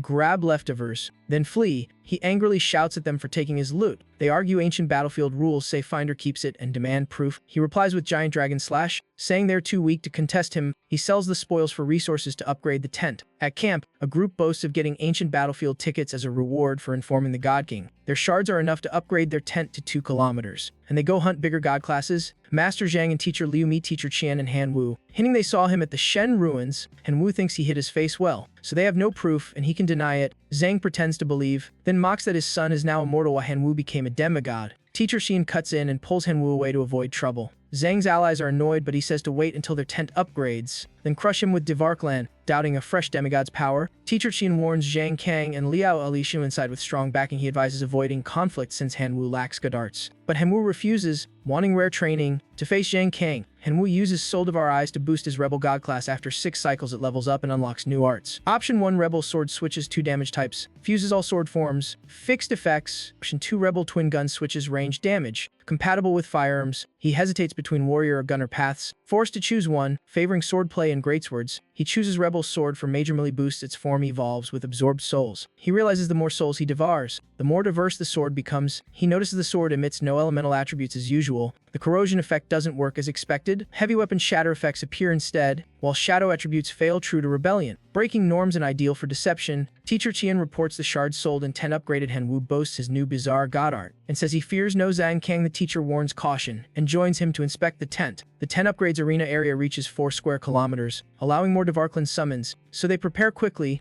Hanwu's Rebel class experience skyrockets after days of hard training. Qianwen also has strong Lord Lifeform power. Both are excited, unaware of looming danger. The stalker is sure Hanwu is the relic thief and vows to capture him for the God King. He promises he can kill Hanwu and will help avenge Tu Tai. They've tracked Hanwu and await the right moment after learning the terrain. A true god and 4 demigods consider killing a fresh demigod a waste of effort. With the tent upgraded, summoning surges, letting Hanwu master 3 good arts quickly. The enemies appear for revenge and must strike first to gain advantage. They swear to tear Hanwu apart for their dead child and the destroyed artifact. Hanwu reaches King Life Force strength, forcing the enemies to attempt immediate elimination. Hanwu is urged to stay alert and retreat quickly from the area. The enemy questions their attempt to flee and amidst the duo grew stronger unexpectedly. The skeleton clan is numerous and vigorous, while the duo's summons are dwindling, so they must escape. Qianwen wants to risk himself to open a path, but Hanwu insists he can handle it. The enemy mocks them, claiming overwhelming forces leave them no way to resist. Qianwen refuses to watch his student die. Upholding his duty as a teacher, they sneer at Qianwen's noble stance and threaten to wipe out his clan. He declares reconciliation is over and prepares to strike. The wolf cavalry charges in using bombs to attack. Hanwu unleashes a chain of rebel skills, tricking the enemy king into a trap and counter-killing him. He survives only due to a Gawking bodyguard artifact and is stunned by the reversal. The Ghost Shadow Lamp's time expires, forcing them to retreat immediately. Furious at losing troops, the foe orders Fen Lair to block the path and pursue.